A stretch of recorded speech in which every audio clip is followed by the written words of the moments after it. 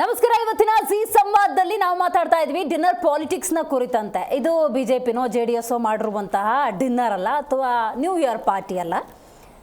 ಕಾಂಗ್ರೆಸ್, ಕರ್ನಾಟಕ ಕಾಂಗ್ರೆಸ್ ಆಡಳಿತ ಸರ್ಕಾರ ಕಾಂಗ್ರೆಸ್ ನಡೆಸಿರುವಂತಹ ಒಂದು ಭೋಜನ ಕೂಟ ನೋಡಿ. ನ್ಯೂ ಇಯರ್ ಸೆಲೆಬ್ರೇಷನ್ ಈ ಸಂದರ್ಭದಲ್ಲಿ ಎಲ್ಲರೂ ಹತ್ತಿರದವರು ಮಾತುಕತೆಯನ್ನು ನಡೆಸಿದ್ದೀವಿ.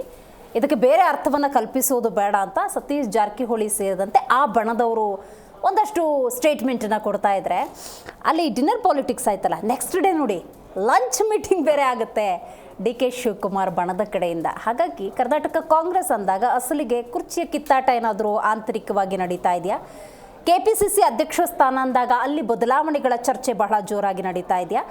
ಸಚಿವ ಸಂಪುಟ ಸಭೆ ಅಂದಾಗ ಸಚಿವ ಸಂಪುಟದ ವಿಸ್ತರಣೆ ಅಥವಾ ಪುನರ್ರಚನೆಯ ಕುರಿತಂತೆ ಟವಲ್ ಹಾಕೋರ ಸಂಖ್ಯೆ ಕೂಡ ಹೆಚ್ಚಾಗಿರೋದ್ರಿಂದಾಗಿ ಇಲ್ಲೇನಾದರೂ ಮಹತ್ತರ ಬದಲಾವಣೆ, ಆ ಬದಲಾವಣೆಯ ನಿಮಿತ್ತವೇ ಒಂದು ಕಡೆ ಡಿನ್ನರು, ಮತ್ತೊಂದು ಕಡೆ ಲಂಚ್ ಮೀಟಿಂಗ್ಗಳೇನಾದರೂ ಆಗ್ತಿದ್ದಾವ ಅಂತ ಸಹಜ ಕುತೂಹಲ. ಬೇರೆ ಅರ್ಥ ಕಲ್ಪಿಸೋದು ಬೇಡ ಅಂತ ಹೇಳಿದ್ದಾರೆ. ಆದರೂ ಕೂಡ 138 ಅನ್ನುವಂತಹ ಮ್ಯಾಂಡೇಟನ್ನು ಕೊತ್ತಿರುವಂತಹ ಜನಸಾಮಾನ್ಯರಿಗೆ ಸಹಜ ಕುತೂಹಲ ಖಂಡಿತವಾಗ್ಲೂ ಇದ್ದೇ ಇರುತ್ತೆ. ಆ ಬಗ್ಗೆ ಚರ್ಚೆಯನ್ನು ಮಾಡೋಣ. ನಾನು ದಿವ್ಯಶ್ರೀ.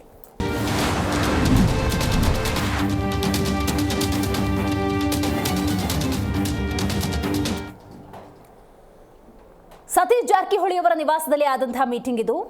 ಆದರೆ ಸತೀಶ್ ಜಾರಕಿಹೊಳಿ ಅವರೇ ಹೇಳಿರುವ ಪ್ರಕಾರ ನಮ್ಮ ಮನೆಗೆ ಸಿಎಂ ಮನೆಗೆ ನಾವು ಹೋಗುವಂಥದ್ದು ತೀರಾ ಸಹಜ, ಅದಕ್ಕೆ ಬೇರೆ ಅರ್ಥ ಕಲ್ಪಿಸೋದು ಬೇಡ ಅಂತ ಹೇಳಿದ್ದಾರೆ. ರಾಜ್ಯ ರಾಜಕೀಯದಲ್ಲಿ ಆದರೂ ಕೂಡ ಇದು ಸಂಚಲನವನ್ನು ಹುಟ್ಟುಹಾಕಿದೆ ನೋಡಿ. ರಾಜ್ಯ ರಾಜಕೀಯದಲ್ಲಿ ಡಿನ್ನರ್ ಮೀಟಿಂಗ್ ಅನ್ನೋದು ಸಂಚಲನವನ್ನು ಹುಟ್ಟುಹಾಕಿದೆ. PWD ಸಚಿವ ಸತೀಶ್ ಜಾರಕಿಹೊಳಿ ನಿವಾಸದಲ್ಲಿ ಹೈ ಮೀಟಿಂಗ್ ಆಗಿದೆ, ದೊಡ್ಡ ಮಟ್ಟದ ಮೀಟಿಂಗ್ ಆಗಿದೆ. ಇನ್ನು ವಿದೇಶದಲ್ಲಿ DK ಶಿವಕುಮಾರ್ ಸಿದ್ದು ಟೀಮ್ ರಣಕೇಕೆ, ಅಂದರೆ ಇದು ಯಾವ ಅರ್ಥದಲ್ಲಿ ಅಂತ ನೋಡಬೇಕಾಗುತ್ತೆ. ಇನ್ನು 5 ಸಚಿವರ ಜೊತೆಗೆ ಹಲವು ಶಾಸಕರು ಡಿನ್ನರ್ ಪಾಲಿಟಿಕ್ಸ್ನಲ್ಲಿ ಮುಂದಾಗಿದ್ರು. ನಿನ್ನೆಯ ಡಿನ್ನರ್ಗೆ DK ಆಪ್ತರು ಹಿಂದೆ ಲಂಚ್ ಮೂಲಕ ತಿರುಗೇಟನ್ನು ಕೊಟ್ಟಿದ್ದಾರೆ. ಸೊ ಹಾಗಾಗಿ ಕಾಂಗ್ರೆಸ್ ಅಂದಾಗ ಒಕ್ಕಲಿಗ ಸಚಿವ ಶಾಸಕರಿಂದ ಈ ಭೋಜನದ ಪಾಲಿಟಿಕ್ಸ್ ಅನ್ನೋದು ಎಲ್ಲಿಗೆ ಹೋಗಿದೆ, ಎಲ್ಲಿಗೆ ಹೋಗಿ ನಿಂತ್ಕೊಂಡಿದೆ ಅನ್ನೋದು ಬಹಳ ಮುಖ್ಯ. ಸೊ ಇದು ಹೆಂಗಾಗ್ಬಿಟ್ಟಿದೆ ಅಂದರೆ ಕರ್ನಾಟಕ ಕಾಂಗ್ರೆಸ್ ಅಂದ ಸಂದರ್ಭದಲ್ಲಿ ಡಿನ್ನರ್ ವರ್ಸಸ್ ಲಂಚ್ ಅನ್ನುವ ಮಟ್ಟಕ್ಕೆ ಬಂದು ನಿಂತುಕೊಂಡಿದೆ. ರೈಟ್, ಇದಕ್ಕೆ ಸಂಬಂಧಪಟ್ಟಂತೆ ಸತೀಶ್ ಜಾರಕಿಹೊಳಿ ಏನಂತಿದ್ದಾರೆ, ಹಾಗೆಯೇ ಬೋಸರಾಜು, ಹಾಗೆಯೇ ಮಂಡ್ಯ ಶಾಸಕರು ರವಿಕುಮಾರ್ ಏನು ಹೇಳಿದ್ದಾರೆ, ಬನ್ನಿ ಒಂದ್ಸಲ ಕೇಳ್ಕೊಂಬರೋಣ.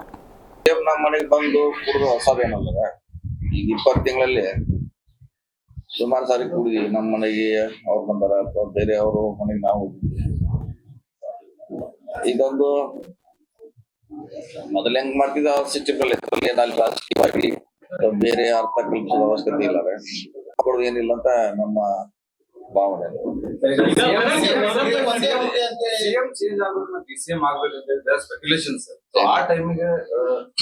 ಅದೇ ಯಾರು ಚೇಂಜ್ ಮಾಡ್ತಾರ ಅಂತ ನಮಗ್ ಗೊತ್ತಿಲ್ಲ. ಇಲ್ಲಿ ನಾವು ಕೂಡುದು ಅಷ್ಟೇ ಕೂಡಿದ್ವಿ, ಚೇಂಜ್ ಆಗ್ತೈತಿ CM ಅಂತದ ಆ ಪ್ರಶ್ನೆ ಬರ್ದಲ್ರಲ್ಲಿ ನೋಡ್ರಿ. ನಿನ್ನೆ ನಾನು ಇದ್ದೆ 6 ಗಂಟೆ ಕ್ಯಾಬಿನೆಟ್ ನಡೀತು. ಅಲ್ಲೇ ಮುಖ್ಯಮಂತ್ರಿಗಳಿಗೆ ಅಲ್ಲಿ ಇರ್ತಕ್ಕ ಮಂತ್ರಿಗಳಿಗೆ ಊಟಕ್ಕೆ ಬರ್ರಿ ಅಂತ ಹೇಳಿದ್ರು, ಹೊಸ ವರ್ಷ ಅಂತೇಳಿ. ನಾವು 6 ಗಂಟೆ ಕುಂತ್ಕೊಂಡು ರಾತ್ರಿ ನಾವು ಬಂದ್ವಿ. ಅಲ್ಲಿ ಇದ್ದವ್ರು ಹೋಗ್ಯಾರ, ಊಟ ಮಾಡ್ಯಾರ, ಮನೆಗೆ ಹೋಗ್ಯಾರ. 9 ಯಾವ ಡಿಸ್ಕಷನ್ ಇಲ್ಲ. ಸುಮ್ಮನೆ ಬಳಿಕ CM ರಾಜೀನಾಮೆ ಕೊಡ್ತಾರೆ ಅನ್ನುವಂಥ ಚರ್ಚೆ ಪ್ರಶ್ನೆನೇ ಇಲ್ಲ. ಯಾಕೆ ಕೊಡ್ಬೇಕು? ಯಾವ ಇದು ಕೊಡ್ತಾರೆ? ಏನ್ ತಪ್ಪು ಮಾಡೋದು ಕೊಡ್ತಾರೆ? ನೋಡಿ, ಸಿದ್ದರಾಮಯ್ಯನವ್ರನ್ನು ಕಾಂಗ್ರೆಸ್ ಸರ್ಕಾರನ ಅಲ್ಲಾಡಿಸುವಂಥ ಶಕ್ತಿ ಯಾವ ಪಾರ್ಟಿಯವ್ರಿಗಿಲ್ಲ, ಯಾರಿಗೂ ಇಲ್ಲ. ಈಗ ಆ ರೀತಿಯಾಗಿ ಮಾತು ಕೊಟ್ಟಿರ್ತಕ್ಕ ರೀತಿಯಲ್ಲಿ ಗ್ಯಾರಂಟಿಗಳನ್ನೆಲ್ಲ ಕೊಡ್ತಾ ಇದ್ವಿ. ಯಾವ ಸರ್ಕಾರ ದೇಶದಲ್ಲಿ ಕೇಂದ್ರ ಸರ್ಕಾರ ನೀಡಿದು ಯಾರೂ ಕೊಟ್ಟಿಲ್ಲ. ಮತ್ತು ಎಲ್ಲ ಡೆವಲಪ್ಮೆಂಟ್ 4,000 ಕೋಟಿಗೆ ಎಲ್ಲ ಕಡೆ ರೋಡ್ಸ್ ರಿಲೀಸ್ ಮಾಡಿದ್ದಾರೆ. 2,000 ಕೋಟಿ ಮತ್ತೆ ರಿಲೀಸ್ ಮಾಡ್ತಾರೆ. 6,000 ಕೋಟಿ ರೋಡ್. ನಾನು ದೇಶದಲ್ಲಿ ಇರಲಿಲ್ಲ, ನಾನು ಚೀನಾಗೆ ಹೋಗಿದ್ದೆ. ನಿನ್ನೆ ರಾತ್ರಿ 1 ಗಂಟೆಗೆ ಬಂದಿದ್ದೆ, ನಾನು ಬಗ್ಗೆ ಗೊತ್ತಿಲ್ಲ. ಊಟ ಮಾಡಬಾರ್ದು ಅಂತೀನಿಲ್ಲ. ನಾವು ಅಸೆಂಬ್ಲಿ ನಡಿಬೇಕಾದ್ರೆ 60 ಜನ 70 ಜನ ಸೇರಿ ಊಟನೂ ಮಾಡ್ತಾ ಇರ್ತೀವಿ. ನಾವು ಹೊಸ ಶಾಸಕರೆಲ್ಲ ಸೇರ್ ಮಾಡ್ತಾ ಇರ್ತೀವಿ. ಹಂಗಂತ ಊಟ ಮಾಡಿದ ತಕ್ಷಣ ರಾಜಕಾರಣ ಇರುತ್ತೆ ಅನ್ನೋದಲ್ಲ. ಬಟ್ ಆ ವಿಚಾರ ನನಗೆ ಗೊತ್ತಿಲ್ಲ. ನಾನು ಬಂದಿದ್ದೆ ರಾತ್ರಿ 1 ಗಂಟೆಲಿ, ವಿಚಾರ ಗೊತ್ತಿಲ್ಲ. ಬಹಳ ಮುಖ್ಯವಾಗಿ ರಾಜ್ಯ ಅಂತ ಸಂದರ್ಭದಲ್ಲಿ ಒಂದಷ್ಟು ಆರೋಪಗಳು, ಪ್ರತ್ಯಾರೋಪಗಳು ತೀರಾ ಸಹಜವಾಗಿ ನಡೀತಾ ಇರುತ್ತೆ. ಸದ್ಯಕ್ಕಂತೂ ಪ್ರಿಯಾಂಕ್ ಖರ್ಗೆ ವಿಚಾರ ಬಹಳ ದೊಡ್ಡ ಮಟ್ಟದಲ್ಲಿ ಚರ್ಚೆ ಆಗ್ತಾ ಇದೆ.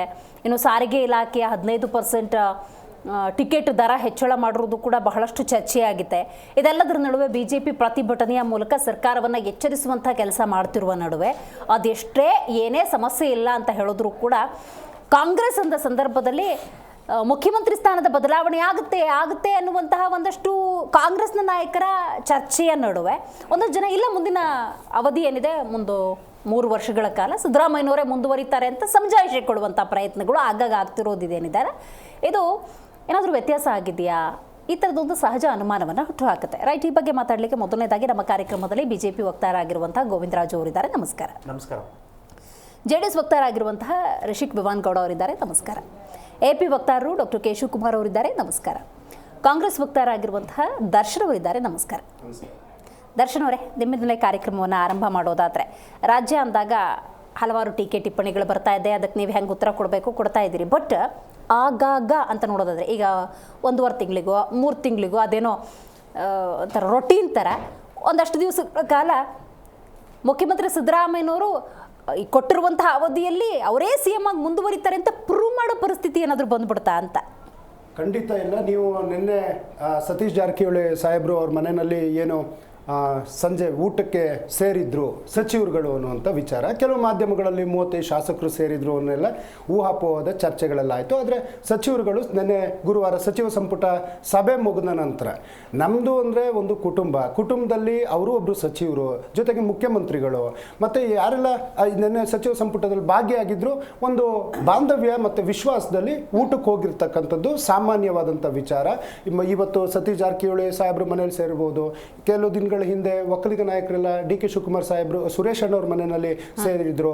ಮತ್ತು ಅದಕ್ಕೂ ಕೆಲವು ದಿನದ ಹಿಂದೆ ಇದೇ DK ಸುರೇಶ್ ಅಣ್ಣವ್ರ ಮನೆಗೆ ಮಾನ್ಯ ಸಿದ್ದರಾಮಯ್ಯನವರು ಮತ್ತು ಪ್ರತಿಯೊಬ್ಬ ನಾಯಕರುಗಳು ಬಂದಿದ್ರು. ನಮ್ಮದು ತುಂಬು ಕುಟುಂಬ. ಈಗ ಉದಾಹರಣೆ ನೀವು BJP ಅಂದರೆ ಮನೆ ಅಂದರೆ 3 ಬಾಗಿಲು ಅಂತಾರೆ. ಇದು 3 ಬಾಗಿಲು ಅಲ್ಲ, 100 ಬಾಗಿಲು ಅಲ್ಲ, ಊರು ಬಾಗಿಲಾಗಿ ಕೂತಿದೆ. ಅಲ್ಲಿ ಯತ್ನಾಳವರು, ಆಮೇಲೆ ಸಿದ್ದೇಶ್ವರ್ ಅವರು, ಆಮೇಲೆ ಪ್ರತಾಪ್ ಸಿಂಹ, ಇನ್ನು ಅನೇಕರು ಜನ ಹರಿಹರದ MLA ಇರ್ಬೋದು, ಎಲ್ಲರೂ ಸೇರ್ಕೊಂಡು ಅವರು ಸ್ವಂತ BJP ಪಕ್ಷದ ರಾಜ್ಯಾಧ್ಯಕ್ಷನೇ ಒಪ್ಪಲಿಕ್ಕೆ ಸಾಧ್ಯ ಇಲ್ಲ. ವಿಜೇಂದ್ರರವರು ಅಥವಾ ವಿರೋಧ ಪಕ್ಷದಲ್ಲಿ ತಾವಿದ್ದೀರಿ, ಸ್ವಲ್ಪ ಏನಾದರೂ ಆಳುವ ಪಕ್ಷವನ್ನು ನೀವು ನಿಮ್ಮ ಧ್ವನಿಯನ್ನು ಎತ್ತಿ ಅಥವಾ ಎಚ್ಚರಿಸುವಂಥ ಕೆಲಸ ಮಾಡಬೇಕಾದವರು ದಿನ ಬೆಳಗಾದ್ರೆ ಡೆಲ್ಲಿ ಟ್ರಿಪ್ ಮಾಡ್ತಾ ಇರ್ತಾರೆ. ಅವರು ಪಾಪ BJP ಪಕ್ಷದ ರಾಷ್ಟ್ರೀಯ ಅಧ್ಯಕ್ಷ ಯಾರು ಅನ್ನೋದನ್ನೇ ಮರ್ತಿದ್ದಾರೆ. ನಡ್ಡಾ ಅವ್ರನ್ನ ಹೋಗ್ಬಿಟ್ಟು ತಮ್ಮ ಸಮಸ್ಯೆ ಹೇಳ್ಕೊಂಡು ಬಿಟ್ಬಿಟ್ಟು ಅಮಿತ್ ಶಾ ಅವ್ರ ಜೊತೆ ಹೋಗ್ಬಿಟ್ಟು ಯಾವ ಸಮಸ್ಯೆ ಹೇಳ್ಕೊಂಡಿದ್ದಾರೋ ಗೊತ್ತಿಲ್ಲ. ಸೊ ನಮ್ಮಲ್ಲಿ ಯಾವುದೇ ರೀತಿಯಾದಂತಹ ಗೊಂದಲಗಳು ಅಥವಾ ಮತ್ತೊಂದೇನಿಲ್ಲ. ಮತ್ತೆ ನಮ್ದು ಹೈಕಮಾಂಡ್ ಪಾರ್ಟಿ ಮೇಡಮ್. ಸೊ ನೀವು ಸಿದ್ದರಾಮಯ್ಯ ಸಾಹೇಬ್ರು ವಿಚಾರವನ್ನ ಕೇಳಿದ್ರಿ, ಮತ್ತೆ ಮುಖ್ಯಮಂತ್ರಿ ವಿಚಾರವನ್ನು ತಾವು ಧ್ವನಿ ಎತ್ತಿದ್ರಿ. ನೋಡಿ, ನಮ್ಮ ಹೈಕಮಾಂಡ್ ಏನ್ ನಿರ್ಧಾರ ಮಾಡ್ತದೆ, ಈಗ ಸಿದ್ದರಾಮಯ್ಯನವ್ರನ್ನ ಮುಖ್ಯಮಂತ್ರಿ ಆಗಿರ್ಲಿಕ್ಕೆ ಮತ್ತೆ ಇಂತಿಷ್ಟು ಜನ ಸಚಿವರಾಗಿ ಇರ್ಲಿಕ್ಕೆ ಮತ್ತೆ KPCC ಅಧ್ಯಕ್ಷರಾಗಿ ಉಪಮುಖ್ಯಮಂತ್ರಿಯಾಗಿ ಮನೆ DK ಶಿವಕುಮಾರ್ ಅವ್ರನ್ನ ಇರಲಿಕ್ಕೆ ಹೈಕಮಾಂಡ್ ಏನು ಸೂಚನೆ ಮಾಡಿದ್ದಾರೆ, ಅದೇ ಮೂಲಕ ಒಂದು ಕಡೆ ಪಕ್ಷ ನಡೀತಾ ಇದೆ, ಇನ್ನೊಂದು ಕಡೆ ಉತ್ತಮವಾಗಿ ಸರ್ಕಾರನೂ ಡೆಡ್ಲೈನ್ ಏನು ಕೊಟ್ಟಿಲ್ಲ. ಇಲ್ಲಿವರೆಗೆ ಇವರು ಆ ಥರ ಏನು ಕೊಟ್ಟಿಲ್ಲ ಮೇಡಮ್. ಆಕ್ಚುಲಿ ದಿವ್ಯಾ ಮೇಡಮ್ ಅಥವಾ ದರ್ಶನ್ ಇಂಥವನ್ನ ನಾವು ಬರೀ ಮಾತಿಗಷ್ಟೇ ಹೇಳ್ಬೋದು ಮೇಡಮ್. ನಮ್ದು ಹೈಕಮಾಂಡ್ ಅಲ್ಲಿ ಉದಾಹರಣೆಗೆ ಸರ್ಕಾರ ಬರುವಂತ ಸಂದರ್ಭದಲ್ಲಿ ಅಲ್ಲಿ ಮಾನ್ಯ ಮಲ್ಲಿಕಾರ್ಜುನ ಖರ್ಗೆ ಸಾಹೇಬ್ರು, ಮಾನ್ಯ ರಾಹುಲ್ ಗಾಂಧಿ ಅವರು, ಮಾನ್ಯ ಸುರ್ಜೇವಾಲಾ ಅವರು, KC ವೇಣುಗೋಪಾಲ್ ಅವರು, ಸೋನಿಯಾ ಗಾಂಧಿ ಮೇಡಮ್ ಅವರು, ಇವ್ರು ಯಾರ್ಯಾರು ಪ್ರಮುಖರು ಕೂತು ನಿರ್ಧಾರಗಳನ್ನ ತಗೊಂಡಿರ್ತಾರೆ. ಮತ್ತೆ ಆ ಮೀಟಿಂಗ್ ನಲ್ಲಿ ಕರ್ನಾಟಕದಿಂದ ಭಾಗಿಯಾಗಿದ್ದು ಅಂದ್ರೆ ಇಲ್ಲಿನ ಈ ನಾಯಕರು ಅಂತಂದ್ರೆ ಒಂದು DK ಶಿವಕುಮಾರ್ ಸಾಹೇಬ್ರು, ಇನ್ನೊಂದು ಸಿದ್ದರಾಮಯ್ಯ ಸಾಹೇಬ್ರು. ಇವ್ರುಗಳಿಗೆ ಅಲ್ಲಿ ಏನ್ ನಡೀತು, ಏನ್ ನಡೆದಿದೆ, ಮುಂದಿಂದೇನು, ಹಿಂದೆ ಇಲ್ಲಿ ತನಕ ಏನಾಗಿದೆ ಅನ್ನೋದು ವಾಸ್ತವ ನಿಮಗೆ ಗೊತ್ತಿದೆ. ಆ ವಾಸ್ತವದ ಬಗ್ಗೆ ಇನ್ ಡೀಟೇಲ್ ನಿಮ್ ಜೊತೆ ನಾನು ಮಾತಾಡ್ತೀನಿ. ಗೋವಿಂದರಾಜ್ ಅವರೇ, ನೀವು ಹೇಳಬೇಕು, ಒಂದು ಊಟಕ್ಕೆ ಸೇರಂಗಿಲ್ಲ ಕಾಂಗ್ರೆಸ್ ನಾಯಕರು, ದೊಡ್ಡ ಬಳಗ ಅದು, ನೀವು ವಿಶೇಷ ಅರ್ಥ ಕಲ್ಪಿಸಿಬಿಟ್ರೆ ಹೆಂಗೆ ಅಂತ BJP ಅವರು JDS ಮೇಡಮ್, ಇದು ನಾವೇನು ಇದನ್ನ ವಿಶೇಷ ಕಲ್ಪನೆ ಮಾಡ್ಕೊಂಡು ಮತ್ತೆ ಎಲ್ಲೋ ಒಂದ್ ಕಡೆ ಇಮ್ಯಾಜಿನೇಷನ್ ಯಾವುದೋ ಭ್ರಮಲೋಕದಲ್ಲಿ ಇಟ್ಕೊಂಡು ನಾವೇನು ವಿಚಾರಗಳನ್ನ ಈಚೆ ಕೊಡ್ತಾ ಇರ್ತಕ್ಕಂಥದ್ದಲ್ಲ. ಇವತ್ತು ಎಲ್ಲೋ ಒಂದ್ ಕಡೆ 138 ಶಾಸಕರಿದ್ರೂ ಕೂಡ ಕಾಂಗ್ರೆಸ್ನವ್ರಿಗೆ ಎಲ್ಲೋ ಒಂದ್ ಕಡೆ ಭಯ ಸ್ಟಾರ್ಟ್ ಆಗಿದೆ. ಯಾಕೆಂದ್ರೆ ಸ್ನೇಹಿತರು ಹೇಳ್ತಾ ಇದ್ರು ಬಾಂಧವ್ಯ ಬೆಸೆಯಕ್ಕೆ ಅಂತ. ಸೊ 138 ಇದ್ರೂ ಇನ್ನ ಯಾರ ಜೊತೆ ಬಾಂಧವ್ಯ ಬೆಸಿಬೇಕು ಅಂತ ಹೇಳ್ಬಿಟ್ಟು ಅವ್ರದೇ ಪಕ್ಷದ ವಕ್ತಾರರು ಇವತ್ತು ಉತ್ತರ ಹೇಳೋಂತ ಹೇಳ್ಬೇಕು. ಯಾಕೆಂದ್ರೆ ಒಂದು ಗಟ್ಟಿಯಾಗಿ ನಿಂತಿದ್ದೀವಿ, ಎಲ್ಲ ಒಂದ್ ಕಡೆ ಒಳ್ಳೆ ಆಡಳಿತ ಕೊಡಬೇಕು ಅಂತ ಇದ್ದಿದ್ವಿ ಅಂದಾಗ ಆ ಕುರ್ಚಿಗೆಲ್ಲ ಒಂದ್ ಕಡೆ ಬೇರೆ ಟವಲ್ ಹಾಕಿಲ್ಲ ಅನ್ನೋ ವಿಚಾರ ಇದ್ದಾಗ ಈ ರೀತಿ ಸೇರೋ ಅಂತ ಅವಶ್ಯಕತೆ ಏನಿತ್ತು? ಅದು ಪ್ರತಿ 3 ತಿಂಗಳಿಗೊಮ್ಮೆ ಕಳೆದ ಹೆಚ್ಚು ಕಮ್ಮಿ 6 ತಿಂಗಳಿಂದಲೂ 5 DCM ಆಗಬೇಕು, 3 DCM ಆಗಬೇಕು, 6 ಜನ DCM ಮಾಡಬೇಕು ಅಂತ ಹೇಳ್ಬಿಟ್ಟು ಇವ್ರದೇ ನಾಯಕರುಗಳು ಮಾತಾಡ್ತಾ ಇದ್ದಾರೆ. ಫೌಂಡೇಶನ್ ಹಾಕೊಟ್ಬಿಟ್ಟಿದ್ರಲ್ಲ ನೀವು. ನಾವು ಮಾಡಿದ್ದಲ್ಲ ಮಾಡ್ಬೋದು ನಾವು. ಇವರ ಶಾಸಕರುಗಳಲ್ಲಿ ಈ ಸರ್ಕಾರದ ಬಗ್ಗೆ, ಮುಖ್ಯಮಂತ್ರಿಗಳ ಬಗ್ಗೆ, ಉಪಮುಖ್ಯಮಂತ್ರಿಗಳಿಗೆ ನಂಬಿಕೆನೇ ಇಲ್ಲ. ಯಾಕೆಂದ್ರೆ ಈ ರಾಜ್ಯದಲ್ಲಿ ಏನ್ ನಡೀತಾ ಇದೆ, ಏನ್ ಮಾಡ್ತಾ ಇದ್ದೀವಿ, ಯಾರಿಗೋಸ್ಕರ ಏನ್ ಕೊಡ್ತಾ ಇದ್ದೀವಿ ಅನ್ನೋ ವಿಚಾರ ಬಹುಶಃ ಶಾಸಕರುಗಳಿಗೂ ಎಲ್ಲ ಒಂದ್ ಕಡೆ ನಂಬಿಕೆ ಬರ್ತಾ ಇಲ್ಲ. ಅಷ್ಟು ಒಂದು ವಿಚಿತ್ರ ರೀತಿಯಲ್ಲಿ ಸರ್ಕಾರ ನಡೆಸ್ತಾ ಇದೆ. ಒಂದ್ ಕಡೆ ಬಾಣಂತಿಯರ್ ಸಾವು ನಡೀತಾ ಇದ್ರು, ಆ ಕಡೆ ಗಮನ ಹರಿಸುವಂತದ್ದಿಲ್ಲ. ಇನ್ನೊಂದ್ ಕಡೆ ಗುತ್ತಿಗೆದಾರರು ಕೊಲೆಗಳು ಮಾಡಿಸುವಂತದ್ದು ಇದಕ್ಕೆ ಬಂದಿದೆ ಈ ಸರ್ಕಾರ. ಅದೇ ರೀತಿ ಇನ್ನೊಂದ್ ಕಡೆ ಹಗರಣಗಳು ಮಾಡಿಸುವಂತ ಕೆಲಸ ನಡೀತಾ ಇದೆ. ಈ ರೀತಿ ಒಟ್ಟು ಈ ವ್ಯವಸ್ಥೆಯಲ್ಲಿ ಎಲ್ಲ ಒಂದ್ ಕಡೆ ನನಗೆ ಕಾಣಿಸ್ತಾ ಇರೋದೇನು ಅಂದ್ರೆ ಈ ಸರ್ಕಾರದ ಬಗ್ಗೆ. ಮೊನ್ನೆ ನಾನೊಂದು ಸಿನಿಮಾಗೆ ಹೋಗಿದ್ದೆ ಮೇಡಮ್, ಯಾವ್ದೋ ಉಪೇಂದ್ರದ್ದು UI ಅಂತ.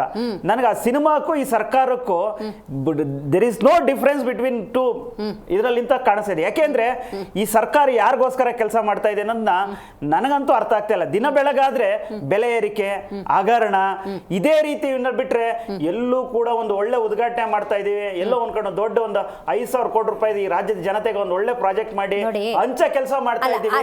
ಇದೆಲ್ಲ ಇದು ಯಾವುದನ್ನು ಮಾಡ್ತಾ ಇಲ್ಲ.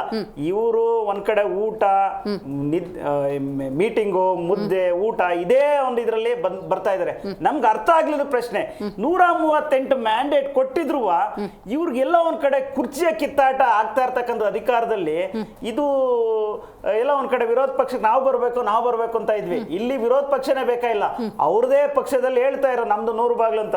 ಸ್ವಾಮಿ ನಮ್ಗೆ 100 ಬಾಗ್ಲು 200 ಬಾಗ್ಲು ಅದಲ್ಲ, ನೀವು ಆಡಳಿತಕ್ಕೆ ಬಂದ್ಮೇಲೆ ನಿಮಗೆ ಬಾಗ್ಲೇ ಇಲ್ದಂಗೆ ಆಗ್ಬಿಡೈತೆ. ಯಾರು ಬೇಕಾದ್ರು ಬರ್ತಾವ್ರೆ ನಂದೇ ಚೇರ್ ಅಂತಾರೆ, ಯಾರು ಬೇಕಾದ್ರು ಆಚೆ ಹೋಗೋರು ನನ್ನ ನಿಂದೆ ತಗೋ ಅಂತ ಹೇಳೋಂಥ ಪರಿಸ್ಥಿತಿ ಇವತ್ತು ಈ ಸರ್ಕಾರದಲ್ಲಿ ನಡೀತಾ ಇದೆ. ಇದು ರಾಜ್ಯದ ಜನತೆಗೆ ಅನುಕೂಲನಾ ಇಲ್ಲ ಈ ರಾಜ್ಯಕ್ಕೆ ಅನುಕೂಲನಾ ಅಂತ ಹೇಳ್ಬಿಟ್ಟು ಉತ್ತರ ಕೊಡಬೇಕು. ಪ್ರತಿ 3 ತಿಂಗಳಿಗೆ ಎಲ್ಲೋ ಒಂದ್ ಕಡೆ ಈ ತರ ಬೆಲೆ ಜಾಸ್ತಿ ಆದಾಗ, ಬೇರೆ ಬೇರೆ ಹಗರಣಗಳು ಜಾಸ್ತಿ ಆದಾಗ ಇದೊಂದ್ ಕಡೆ ಡೈವರ್ಟಿಂಗ್ ಪಾಲಿಟಿಕ್ಸ್ ಸ್ಟಾರ್ಟ್ ಆಗಿದೆ ಮೇಡಮ್. ಎಲ್ಲ ಒಂದ್ ಕಡೆ ದಿಕ್ ತಪ್ಪಿಸಿ ಇದನ್ನೆಲ್ಲ ಮರ್ಮಾಚ ಅನ್ಸೋದು, ಜನರಿಗೆ ಏನೆಲ್ಲ ಅನಾನುಕೂಲತೆ ಬರ್ತಾ ಇದೆ ಅದ್ರ ಬಗ್ಗೆ ಡೈವರ್ಟ್ ಮಾಡ್ಬಿಡೋದು. ಈ ರೀತಿಯಾದ ಒಂದು ಪೊಲಿಟಿಕ್ಸ್ ಸ್ಟ್ರಾಟಜಿಕ್ಸ್ ಇವತ್ತು ಕಾಂಗ್ರೆಸ್ನವರು ಮಾಡ್ತಾ ಇದ್ದಾರೆ. ಈಗ ಎಲ್ಲ ಒಂದ್ ಕಡೆ ಎಳೆಯೋದಂದ್ರೆ ಇನ್ನೊಂದ್ ಕಡೆ ಇನ್ನೊಬ್ರು ಒಡ್ಕೊಂಡು ಹೋಗೋದು ಅಂತಾರಲ್ಲ, ಈ ರೀತಿಯಾಗಿ ಒಂದ್ ರೀತಿಯಾದ ಒಂದು ರಾಜಕಾರಣ ಇವತ್ತು ಕರ್ನಾಟಕದಲ್ಲಿ ನಡೀತಾ ಇದೆ. ಇದರಿಂದ ಈ ರಾಜ್ಯ ಜನತೆಗೆ ಯಾವುದೇ ರೀತಿ ಅನುಕೂಲ ಆಗ್ತಾ ಇಲ್ಲ. ಇದು ಒಂದು ಭ್ರಷ್ಟ ಕಾಂಗ್ರೆಸ್ ಸರ್ಕಾರ ಇವತ್ತು ಆಡಳಿತ ನಡೆಸ್ತಾ ಇದೆ. ರೈಟ್. ರಿಷಿಕ್ ಅವರೇ, ವಾಲ್ಮೀಕಿ ಅಭಿವೃದ್ಧಿ ನಿಗಮದ ನಾಗೇಂದ್ರ ಅವರ ಒಂದು ಪ್ರಕರಣವನ್ನು ಬಿಟ್ಟರೆ ಅಲ್ಲಿ BJP ಮತ್ತು JDS ಸಕ್ಸಸ್ಫುಲ್ ಆಗಿ ಅವ್ರು ರಾಜೀನಾಮೆ ತಗೊಳ್ತು ಅಂತಲೇ ಇಟ್ಕೋಬಹುದು. ಮೂಡಾ ಹಗರಣದಲ್ಲಿ ಸಿದ್ದರಾಮಯ್ಯನವರು ರಾಜೀನಾಮೆ ಅಂತ ಪ್ರತಿಭಟನೆ ಮಾಡಿದ್ದು. ಲಕ್ಷ್ಮೀ ಹೆಬ್ಬಾಳ್ಕರ್ ಅವ್ರ PA ರುದ್ರಣ್ಣ ಅನ್ನೋರೇನೋ ಆತ್ಮಹತ್ಯೆ ಪ್ರಯತ್ನ ಅನ್ನುವಂಥ ಸಂದರ್ಭದಲ್ಲಿ ಅಲ್ಲೂ ಕೇಳಿದ್ರಿ. RB ತಿಮ್ಮಾಪುರ ಅಬಕಾರಿ ಇಲಾಖೆಯಲ್ಲಿ ಕೇಳಿದ್ರಿ. ಪ್ರಿಯಾಂಕರ್ಗೆ ಅಂತ ಕೂತ್ಕೊಂಡಿದ್ರಿ. ಯಾರ್ದು ರೆಸಿಗ್ನೇಷನನ್ನು ಪಡ್ಕೊಳ್ಳೋಕೆ ಸಾಧ್ಯವಾಗಿಲ್ಲ. ನಿರಂತರ ಪ್ರತಿಭಟನೆ ಮಾಡಿದ್ರು ಕೂಡ. ಅಂದರೆ ವ್ಯಾಲಿಡ್ ರೀಸನ್ಗಳನ್ನು ಇಟ್ಕೊಂಡೆ ಸಾಕ್ಷ್ಯಾಧಾರಗಳನ್ನು ನೀವು ಕೊರಿಯರ್ ಮಾಡಿ ಪೋಸ್ಟ್ ಮಾಡಿ ಅವರಿಗೆ ತಿಳುವಳಿಕೆ ಕೊಟ್ಟರೂ ಕೂಡ ಅವರು ಆ ಕುರ್ಚಿ ಬಿಡ್ತಾ ಇಲ್ಲ. ನಾವು ಒಳ್ಳೆ ಆಡಳಿತ ನಡೆಸ್ತಾ ಇದ್ದೀವಿ ಅನ್ನೋಂಥ ಕಾನ್ಫಿಡೆನ್ಸಲ್ಲಿದ್ದಾಗ ಸಣ್ಣ ಪುಟ್ಟ ಆಂತರಿಕ ಸಮಸ್ಯೆಯನ್ನು ಬಗೆಹರಿಸ್ಕೊಳ್ಳೋದು ಅವ್ರಿಗೆ ದೊಡ್ಡ ವಿಷಯನ ನೀವ್ಯಾಕೆ ವಿಶೇಷ ಅರ್ಥ ಕಲ್ಪಿಸ್ತೀರಿ? ನೋಡಿ, ರಾಜ್ಯದಲ್ಲಿ ಯಾವ ರೀತಿ ಒಂದು ಕಾಂಗ್ರೆಸ್ ಸರ್ಕಾರ ನಡೀತಾ ಇದೆ ಅಂತ ಹೇಳೋದಾದ್ರೆ, ಮಾನ್ಯ ಗೃಹ ಸಚಿವರಿಗೆ ರಾಜ್ಯದಲ್ಲಿ ಏನಾಗ್ತಾ ಇದೆ ಅಂತ ಗೊತ್ತಿಲ್ಲ ಅಂದ್ರೂ ಈ ಹಿಂದೆ ಒಂದ್ಸತಿ ಹೇಳಿದ್ರು, CM ಅವ್ರು ಆನ್ ದಿ ವೇ ಹೋಗ್ತಾ ಇದ್ರು, ನಾವು ಚಕ್ಲಿ ಕೋಡ್ಬಳೆ ತಿನ್ನಕ್ಕೆ ಸೇರ್ಕೊಂಡಿದ್ವಿ ಅಂತ ಹೇಳಿದ್ರು. ಸೊ ಮೋಸ್ಟ್ ಪ್ರಾಬಬ್ಲಿ ಅವ್ರಿಗೆ ಚಕ್ಲಿ ಕೋಡ್ಬಳೆ ಎಲ್ಲಿ ಸಿಗುತ್ತೆ ಅನ್ನೋ ಚೆನ್ನಾಗಿ ಗೊತ್ತಿದೆಯೋ ಮಾನ್ಯ ಗೃಹ ಸಚಿವರಿಗೆ. ಇನ್ನು ಡಿನ್ನರ್ ಪೊಲಿಟಿಕ್ಸ್ ಅಂತ ಹೇಳ್ತಾ ಇದ್ದಾರೆ. ಮೋಸ್ಟ್ ಪ್ರಾಬಬ್ಲಿ ಊಟ ಎಲ್ಲಿ ಚೆನ್ನಾಗಿ ಸಿಗುತ್ತೆ ಅಥವಾ ಊಟ ಏನು ತಿನ್ನಬೇಕು ಅನ್ನೋದೇ ಅವ್ರು ಡಿಸ್ಕಷನ್ ಮಾಡೋ ಅಂತ ಲೆವೆಲ್ಗೆ ಕಾಂಗ್ರೆಸ್ ಸರ್ಕಾರದವ್ರು ಇಳಿದ್ಬಿಟ್ಟಿದ್ದಾರೆ ಅನ್ಸುತ್ತೆ. ಇನ್ನು ನಿಮಗೆ ಒಂದು ಬ್ಯಾಂಕಿಂಗ್ ಸೆಕ್ಟರಲ್ಲಿ NPA ಅಂತ ಒಂದು ವರ್ಡ್ ಇದೆ, ನಾನ್ ಪರ್ಫಾರ್ಮಿಂಗ್ ಅಸೆಟ್ಸ್ ಅಂತ. ಸೊ ಕರ್ನಾಟಕದ ಇತಿಹಾಸದಲ್ಲಿ ಏನಾದರೂ ಒಂದು NPA ಅಂತ ಯಾವ್ದಾರ ಒಂದು ಸರ್ಕಾರ ಇದೆ ಅಂತ ಹೇಳಿದ್ರೆ ಅದು ಈಗ ಆಡಳಿತ ಮಾಡ್ತಾ ಇರೋಂಥ ಒಂದು ಕಾಂಗ್ರೆಸ್ ಸರ್ಕಾರ. ಇದು ಒಂದು NPA ಕರ್ನಾಟಕ ರಾಜ್ಯಕ್ಕೆ ಹೇಳಬೇಕು ಅಂದರೆ. ಯಾಕೆ ಅಂತ ಹೇಳಿದ್ರೆ ಇವರು ಒಂದು ಡಿನ್ನರ್ ಮಾಡಬೇಕು ಅಂತ ಹೇಳಿದ್ರೆ ಯಾವುದಾದ್ರೂ ಒಂದು ಕ್ಷೇತ್ರದಲ್ಲಿ ಯಾರು ನೊಂದಿರ್ತಾರೆ ಅವ್ರ ಜೊತೆ ಕುತ್ಕೊಂಡು ಡಿನ್ನರ್ ಮಾಡ್ತಾ ಇದ್ದಾರೆ ಅವ್ರ ಶಾಸಕರು, ಇಲ್ಲ ಕ್ಷೇತ್ರದ ಅಭಿವೃದ್ಧಿ ಆಗಬೇಕು, ಮುಖಂಡರನ್ನ ಯಾವುದೇ ಪಾರ್ಟಿಯವರಿರಲಿ ಅವ್ರನ್ನೆಲ್ಲ ಕರೆಸ್ಬಿಟ್ಟು ಅವ್ರ ಜೊತೆ ಒಂದು ಟೀ ಮೀಟಿಂಗೋ ಡಿನ್ನರ್ ಮೀಟಿಂಗೋ ಮಾಡ್ತಾ ಇದ್ದಾರೆ? ಇಲ್ಲ. ಇವ್ರು ಮಾಡ್ತಾ ಇರೋ ಡಿನ್ನರ್ ಮೀಟಿಂಗ್ ಏನು ನೋಡ್ರಿ, ಅವರೆಲ್ಲೋ ಫಾರಿನ್ಗೆ ಹೋಗಿದಾರಂತೆ, ಅವ್ರ ವಿಷಯ ಗೊತ್ತಾಗಲ್ಲ, ಬರ್ರಿ ನಾವೆಲ್ಲ ಸೇರ್ಕೊಂಡು ಒಂದು ಮೀಟಿಂಗ್ ಮಾಡಬೇಡ. ಏನು ಮೀಟಿಂಗು? ₹1 ಪ್ರಯೋಜನ ಆಗೋವಂಥ ವಿಷಯ ಇಲ್ಲ ಅಲ್ಲಿ. ಇದು ಇವ್ರು ಮಾಡುವಂಥ ಡಿನ್ನರ್ ಪೊಲಿಟಿಕ್ಸು. ಇನ್ನು ಇವರು 138 ಜನ ಅಂತ ಹೇಳ್ತಿರ್ತಾರೆ. ಸೊ ಎಷ್ಟೋ ಜನಕ್ಕೆ ಈಗ ಒಂದು ಡ್ರೈವಿಂಗ್ ಕಲ್ತ್ಕೋಬೇಕಾದ್ರೆ ಒಂದು ಉದಾಹರಣೆ ಕೊಡೋದಾದರೆ ನಿಮಗೆ ಈ ಡ್ರೈವಿಂಗ್ ಸ್ಕೂಲ್ಗೆ ಹೋದಾಗ ಏನಾಗುತ್ತೆ, ಅಲ್ಲಿ ಒಂದು ಕಾರೋ ಬಸ್ಸೋ ಮತ್ತೊಂದು ಇರಬೇಕಾದ್ರೆ ಡ್ರೈವಿಂಗ್ ಸ್ಟೇರಿಂಗ್ ಒಬ್ರು ಇದ್ದರೆ ಪಕ್ಕದಲ್ಲಿ ಇನ್ನೊಬ್ರು ಅವ್ರಿಗೆ ಕ್ಲಚ್ಚು ಬ್ರೇಕು ಎಲ್ಲ ಇರುತ್ತೆ. ಸೊ ಈಗಿರುವಂಥ ಕಾಂಗ್ರೆಸ್ ಸರ್ಕಾರದವ್ರದ್ದು ಯಾವ ರೀತಿ ಇದೆ ಅಂತಂದರೆ ಅದೊಂದು ಬಸ್ ಇದ್ದಂಗೆ, ಡ್ರೈವಿಂಗ್ ಸ್ಕೂಲಲ್ಲಿ ಇರುವಂಥ ಬಸ್ ಇದ್ದಂಗೆ. ಡ್ರೈವಿಂಗ್ ಸ್ಟೇರಿಂಗು ಮಾನ್ಯ ಸಿದ್ದರಾಮಯ್ಯನವ್ರು CM ಹಿಡ್ಕೊಂಡಿದ್ರು, ಕ್ಲಚ್ಚು ಬ್ರೇಕು ಮಾನ್ಯ DCM ಹಿಡ್ಕೊಂಡಿದ್ದಾರೆ. ಇವರಿಲ್ಲಿ ಏನೇ ಗೇರ್ ಹಾಕ್ಬಿಟ್ಟು ನಾನು ಓಡಿಸ್ತೀನಿ ಅಂತಂದ್ರೂ ಅವ್ರು ಕ್ಲಚ್ ತುಳಿದ್ರೆ ಗಾಡಿ ಮುಂದಕ್ಕೆ ಹೋಗಲ್ಲ. ಈ ರೀತಿ ಆಗ್ಬಿಟ್ಟಿದೆ. ಇನ್ನು ಅವ್ರ ಹಿಂದೆ 30 ಸೀಟ್ ಇರ್ತದಲ್ಲ, ಅವರೆಲ್ಲ ಇವ್ರು ಸಚಿವರುಗಳು, ಆ ಸೀಟಲ್ಲಿ ಕುತ್ಕೊಂಡಿರುವಂಥವ್ರು. ಅವ್ರಿಗೆ ಏನಕ್ಕೆ ಕುತ್ಕೊಂಡಿದೀವಿ ಅಂತ ಗೊತ್ತಿಲ್ಲ. ಏನೋ ಮುಂದೆ ನಮ್ಮ ನಾಯಕರಿದ್ದಾರೆ, ಲೆಫ್ಟ್ ಸೈಡಲ್ಲಿ ಇರೋರೆಲ್ಲ ಒಂದು ನಾಯಕರು, ರೈಟ್ ಸೈಡ್ ಇರೋರೆಲ್ಲ ಒಂದು ನಾಯಕರು. ಬಣನೇ ಇಲ್ಲ ಅಲ್ಲ, ಬಣ ಅದನ್ನೇ ಹೇಳ್ತೇನೆ ನೋಡಿ. ಒಂದು ಬಸ್ಸಲ್ಲಿ ಕುತ್ಕೊಂಡಿರ್ಬೇಕಾದ್ರೆ ನಿಮಗೆ ರೈಟ್ ಸೈಡ್ ಓಡಿಸ್ತಿರೋ ಅಂತವ್ರು ಡ್ರೈವಿಂಗ್ CM ಅಲ್ವಾ, ಅದಕ್ಕೆ ರೈಟ್ ಸೈಡ್ ಇರೋದೆಲ್ಲ ಒಂದು 18 ಜನ ಅವರಿಂದ ಇರ್ತಾರೆ. ಇನ್ನು ಲೆಫ್ಟ್ ಸೈಡಲ್ಲಿ ಕುತ್ಕೊಂಡ್ರವರು DCM ಇಂದ ಅವ್ರೊಂದು 30 ಜನ ಇರ್ತಾರೆ. ಇಲ್ಲ ಮಿಕ್ಕದವರು ಫುಟ್ಬಾಲಲ್ಲಿ ಒಂದು 30 ಜನ, ಟಾಪ್ ಮೇಲೆ ಒಂದು 30 ಜನ, 138 ಜನ ತುಂಬ ಬಿಟ್ಟವ್ರೆ. ಏನ್ರಿ ಮಾಡ್ತಾ ಇದ್ದೀರಾ ಅಂದ್ರೆ ಗೊತ್ತಿಲ್ಲ ಸರ್, ಹೋಗ್ತಾ ಇದೆ, ನಡೀತಾ ಇದೆ. ಎಲ್ರಿ ಹೋಗ್ತಾ ಇದ್ದೀರಾ ಸರ್, ಗೊತ್ತಿಲ್ಲ ಸರ್, CM ಅವ್ರು ಓಡಿಸ್ತಾವ್ರೆ, DCM ಅವ್ರು ಡೈರೆಕ್ಷನ್ಸ್ ಕೊಡ್ತಾವ್ರೆ ಅಂತ ಹೇಳ್ತಾರೆ. CM ಅವ್ರು ಏನ್ ಮಾಡ್ತಾರೆ, ಸ್ಟೇರಿಂಗ್ ಅಲ್ಲಿ ಏನಾರು ಒಂದು ಹೇಳಬೇಕು ಅಂದ್ರೆ ತಿರುಗಿಸ್ತಾರೆ, ಆ ಕಡೆ ಈ ಕಡೆ ಹೋಗೋಣ ಅಂತ ಅಂದ್ಬಿಟ್ಟು, ಮುಂದಕ್ಕೆ ಹೋಗಲ್ಲ. DCM ಅವ್ರು ಏನ್ ಮಾಡ್ತಾರೆ, ಹೌದಾ ಕಂಟ್ರೋಲಿಂಗ್ ಕೆಪಾಸಿಟಿನ ಅದಕ್ಕೆ ಹೇಳ್ತಾ ಇದೀನಿ ನಿಮ್ಗೆ, ಕ್ಲಚ್ ತುಳಿದು ಬಿಟ್ರೆ ಗಾಡಿ ಮುಂದಕ್ಕೆ ಹೋಗಲ್ಲ, ಗಾಡಿ ಆನಲ್ಲಿ ಇರ್ತದೆ.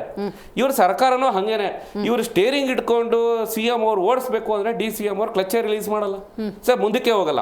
ಸೊ ಇನ್ನ ನೀವು ಯಾವ್ದಾದ್ರು ಸಚಿವರನ್ನ ಏನ್ರಪ್ಪ ಮಾಡ್ತಾ ಇದ್ದೀರಾ ಅಂತ ಹೇಳಿದ್ರೆ, ನಾವು ಸಿಟಿ ಟೂರ್ ಮಾಡ್ತಾ ಇದೀವಿ ಸರ್, ಕಿಟಕಿ ಪಕ್ಕದಲ್ಲಿ ಕುತ್ಕೊಂಡು ನೋಡ್ಕೊಂಡು ಅಂತ ಹೇಳ್ತಾರೆ. ಅಲ್ರಿ ನಿಮ್ ಇಲಾಖೆಯಲ್ಲಿ ಏನಾಗ್ತಾ ಇದೆ, ಏನ್ ಬಿಡ್ತಾ ಇದೆ, ಅದ್ರ ಬಗ್ಗೆ ಏನಾದ್ರು ನಾಲೆಡ್ಜ್ ಇದೆಯೇನ್ರಿ ಅಂತ ನಿಮ್ಮನ್ನು ಕೇಳಿದ್ರೆ, ಸರ್ ಹೈಕಮಾಂಡ್ ಅಂತ ಹೇಳ್ತಾರೆ. ಎಲ್ರಿ ಹೈಕಮಾಂಡ್ ಅಂತ ಹೇಳಿದ್ರೆ ಅವ್ರು ಹೇಳ್ತಾರೆ, ಸರ್ ನಮ್ಗೆ ಹೈಕಮಾಂಡ್ ಅಲ್ಲಿದ್ದಾರೆ, ಇಲ್ಲಿದ್ದಾರೆ, ಮತ್ತೊಂದ್ ಕಡೆ ಇದ್ದಾರೆ. ಅಲ್ಲ ರೀ, ಕರ್ನಾಟಕ ರಾಜ್ಯದ ಸ್ಥಿತಿ ಏನಾಗ್ತಾ ಇದೆ ಅಂತ ಹೇಳಿದ್ರೆ, ಸರ್ ಹೇಗೋ ನಡ್ಕೊಂಡು ಹೋಗ್ತಾ ಇದೆ ಬಿಡಿ ಸರ್, ನಡೆಯುತ್ತೆ, 138 ಜನ ಕೊಟ್ಟಿದ್ದೀವಿ ಅಂತ ಈ ಪರಿಸ್ಥಿತಿಗೆ ಬಂದು ಕುತ್ಕೊಂಡ್ಬಿಟ್ಟಿದ್ದಾರೆ.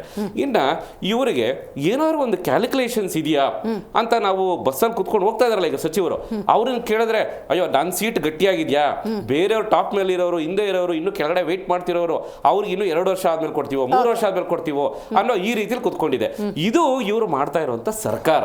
ವ್ಯಂಗ್ಯವಾಗಿ ಹೇಳ್ಬೇಕು ಅಂತ ಹೇಳಿದ್ರೆ, ಇಲ್ಲಿ ಅನುಭವಿಸ್ತಿರೋರು ಯಾರು, ಸಫರ್ ಮಾಡ್ತಿರೋರು ಯಾರು ಅಂತ ಹೇಳಿದ್ರೆ ಕರ್ನಾಟಕ ರಾಜ್ಯದ ಜನ. ಯಾಕೆಂದ್ರೆ ಅವರು ಈ ಅಭಿವೃದ್ಧಿ ಅನ್ನೋಂಥ ಒಂದು ಬಸ್ಸು ಎಲ್ಲೋ ಒಂದು ಕಡೆ ನಮಗೆ ಒಂದೊಂದು ಹಳ್ಳಿಗೂ ನಮ್ಮನ್ನ ಸಾಗಿಸುತ್ತೆ, ನಮ್ಗೆ ಏನೋ ಒಂದು ತಂದು ಕೊಡ್ತಾರೆ ಇವರು ಮನೆಗೂ ಅನ್ನೋ ರೀತಿಯಲ್ಲಿ ಒಂದು ಎಕ್ಸ್ಪೆಕ್ಟೇಷನ್ ಇಟ್ಕೊಂಡು ಇವ್ರನ್ನ ನೋಡ್ತಾ ಇದ್ರೆ, ಇದು ಮುಂದೆನೇ ಹೋಗ್ತಿಲ್ದಿರುವಂಥ ಸರ್ಕಾರ. ನಾವು ಏನಾದ್ರು ಈಗ ನೀವು ಹೇಳಿದ್ರಿ ಒಂದು ಫೈಟಿಂಗ್ ಮತ್ತೊಂದು ಏನು ಬೇಕಾದ್ರೆ ನಾವು ಮಾಡ್ತಾ ಇದೀವಿ, ಹಗರಣಗಳನ್ನ ಹೇಳ್ತಾ ಇದೀವಿ, ಮತ್ತೊಂದು ಎಲ್ಲ ನಾವು ಏನೇ ಹೇಳಿದ್ರು ಅವರು ಬಸ್ ಬಿಟ್ಟು ಕೆಳಗಡೆ ಇಳಿಯಲ್ಲ, ನಮಗೆ ಅದೊಂದು ಆಪರ್ಚುನಿಟಿ ಸಿಗ್ತಾ ಇಲ್ಲ. ಈ ರೀತಿ ಕುತ್ಕೊಂಡಿದೆ ಕಾಂಗ್ರೆಸ್ ಸರ್ಕಾರದವರು. ರೈಟ್. ಅವಧಿ ಅಂತ ನೋಡೋದಾದ್ರೆ 2.5 ವರ್ಷ ಸಮೀಪಿಸ್ತಾ ಇದೆ. ಆಗಾಗ ಹೈಕಮಾಂಡ್ಗೂ ಅಥವಾ CM ಸ್ಥಾನದಲ್ಲಿರುವಂಥ ಸಿದ್ದರಾಮಯ್ಯನವ್ರಿಗೂ ನೆನಪು ಮಾಡುವಂಥ ಪ್ರಯತ್ನಗಳು ಈ ಡಿನ್ನರ್ ಮೀಟಿಂಗ್ಗಳ ಮೂಲಕ ಅಥವಾ ಲಂಚ್ ಮೀಟಿಂಗ್ಗಳ ಮೂಲಕ ಆಗ್ತಿದೆ ಅಂತ. ಈಗ ಡಿನ್ನರ್ ಮೀಟಿಂಗ್ ಆಯಿತು, ಅಲ್ಲಿ ಸಿದ್ದರಾಮಯ್ಯ ಬಣದವ್ರು ಸೇರ್ಕೊಂಡಿದ್ದಾರೆ ಅಂದರೆ, ಇರುವಂಥ 3 ವರ್ಷ let us we have to continue.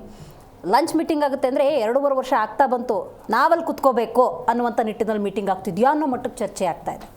ನೋಡಿ, ಇವತ್ತು ಈ ಡಿನ್ನರ್ ಮೀಟಿಂಗ್ ಅನ್ನೋ ಚರ್ಚೆ ಎಲ್ಲ ಕಡೆ ನಡೀತಾ ಇದೆ, ಎಲ್ಲ ಮೀಡಿಯಾಗಳೆಲ್ಲ ನೋಡ್ತಾ ಇದ್ದೀವಿ ನಾವು ಇವತ್ತಿನ ದಿವಸ. ಈ ಡಿನ್ನರ್ ಮೀಟಿಂಗ್ ಆಗೋದ್ರಲ್ಲಿ ತಪ್ಪೇನಿಲ್ಲ. ಯಾರೋ ಹಳೆ ಕಾಲೇಜ್ ಫ್ರೆಂಡ್ಸೋ, ಕೊಲೀಗ್ಸೋ, ಸ್ಕೂಲ್ ಫ್ರೆಂಡ್ಸೋ ಒಂದು ಡಿನ್ನರ್ ಮೀಟಿಂಗ್ ಮಾಡ್ಕೊಂಡಿದ್ರೆ ಯಾರು ಚರ್ಚೆ ಮಾಡ್ತಿರ್ಲಿಲ್ಲ. ಈ ರಾಜ್ಯದ ಅಧಿಕಾರ ಹಿಡಿದಿರೋ ಅಂಥ ಕಾಂಗ್ರೆಸ್ ಪಕ್ಷದ ಪ್ರಮುಖ ಸಚಿವರು, MLAಗಳು, ಮುಖ್ಯಮಂತ್ರಿಗಳು ಒಂದು ಸಭೆ ಸೇರಿದ್ದಾರೆ. ಅಂತ ಒಂದು ಸಭೆ ಸೇರಿದ್ದಾಗ ಜನತೆ ಕುತೂಹಲ ಇದ್ದೇ ಇರುತ್ತೆ. ಏನೋ ಇವ್ರು ಸೇರಿದ್ದಾರೆ ಅಂತಂದರೆ ನಮ್ಮ ರಾಜ್ಯದ ಅಭಿವೃದ್ಧಿ ಬಗ್ಗೆ ಚಿಂತನೆ ಮಾಡೋಕ್ಕೆ ಸೇರಿದಾರೋ ಏನೋ ಅನ್ನೋದು ಜನದ ಬಗ್ಗೆ ಸ್ವಲ್ಪ ಕುತೂಹಲ ಇದ್ದೇ ಇರುತ್ತೆ. ಅದಾಗಿದ್ದಾದ್ಮೇಲೆ ಪ್ರತಿಕ್ರಿಯೆಗಳು ಕೂಡ ಕೇಳಿದ್ರು ಈ ಮೀಡಿಯಾನವರು. ಅಲ್ಲಿ ಹೋಗಿದ್ದವರು ಇದು ಬರೀ ಒಂದು ಇದ್ರ ಬಗ್ಗೆ ವಿಶೇಷ ಅರ್ಥ ಕಲ್ಪಿಸೋದು ಬೇಡ, ಬರೀ ಊಟಕ್ಕೆ ಸೇರಿದ್ವಿ ಅಂತ ಅವ್ರು ಹೇಳ್ತಿದ್ದಾರೆ.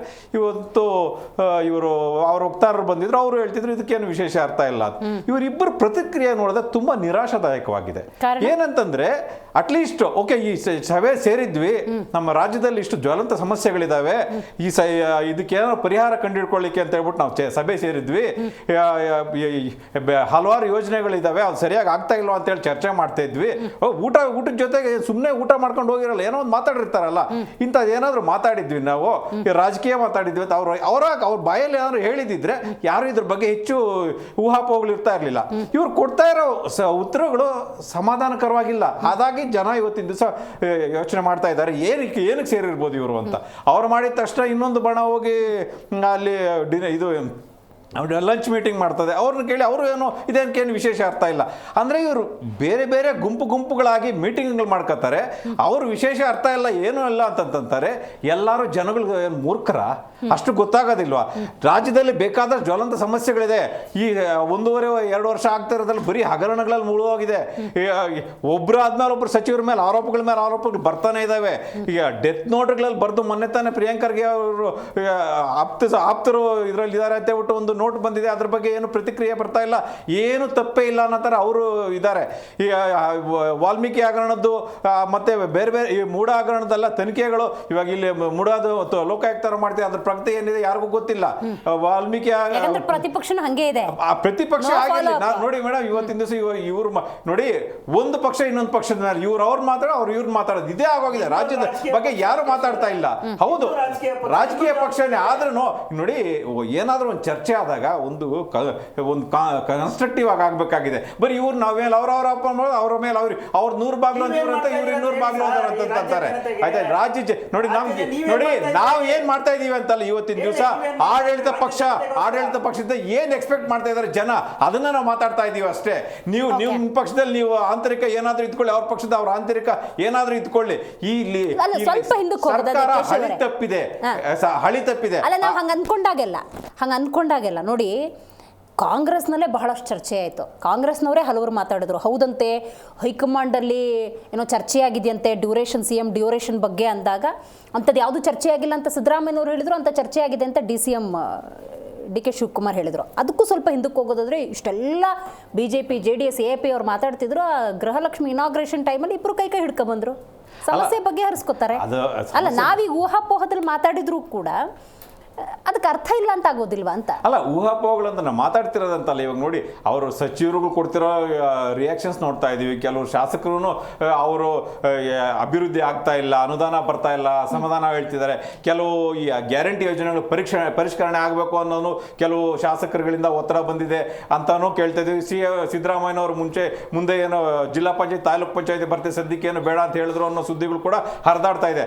ಬಹಳಷ್ಟು ವಿಷಯಗಳು ಅವರು ಕ್ಲಾರಿಟಿಯಾಗಿ ಇದೆ ಅಂತ ಹೇಳ್ಬಿಟ್ಟು ಅವ್ರು ಸರ್ಕಾರದ ಕಡೆಯಿಂದ ಅವ್ರು ಏನು ಹೇಳ್ತಾ ಇಲ್ಲದೆ ಇರೋದ್ರಿಂದ ಜನ ಊಹಾಪೋಹಗಳು ಇದಿರ್ಬೋದು ಅದಿರ್ಬೋದು ಅಂತ ಊಹೆ ಮಾಡೋದ್ರಲ್ಲಿ ತಪ್ಪೇನಿಲ್ಲ.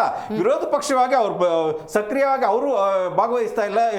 ಯಾವುದೇ ಒಂದು ದನಿಯತದಲ್ಲಿ ಒಂದು ಶುರು ಮಾಡ್ತಾರೆ ಅಷ್ಟೇ, ಅದು ಯಾವುದು ಲಾಜಿಕಲ್ ಕನ್ಕ್ಲೂಷನ್ ಅದು ತಗೊಂಡು ಹೋಗ್ತಾ ಇಲ್ಲ. ಹಾಗಾಗಿ ಇವ್ರು ನಾವು ಏನು ಮಾಡಿದ್ರು ನಡೆಯುತ್ತೆ ಅಂತ ಹೇಳ್ಬಿಟ್ಟು ಅದೇ ಒಂದು ದಾಟಿಯಲ್ಲಿ ನಡೀತಾ ಇದ್ದಾರೆ. ಇವಾಗ ಪ್ರತಿಯೊಂದು ವಿಷಯದಲ್ಲೂ ಗ್ಯಾರಂಟಿಗಳ ಜೊತೆಗೆ ಇವಾಗ ಎಲ್ಲ ಬೆಲೆ ಏರಿಕೆ ಗ್ಯಾರಂಟಿ ಒಂದು ಶುರು ಆಗ್ಬಿಟ್ಟಿದೆ, ಹೊಸ ಗ್ಯಾರಂಟಿಗಳು ಇವತ್ತಿನ ದಿವಸ.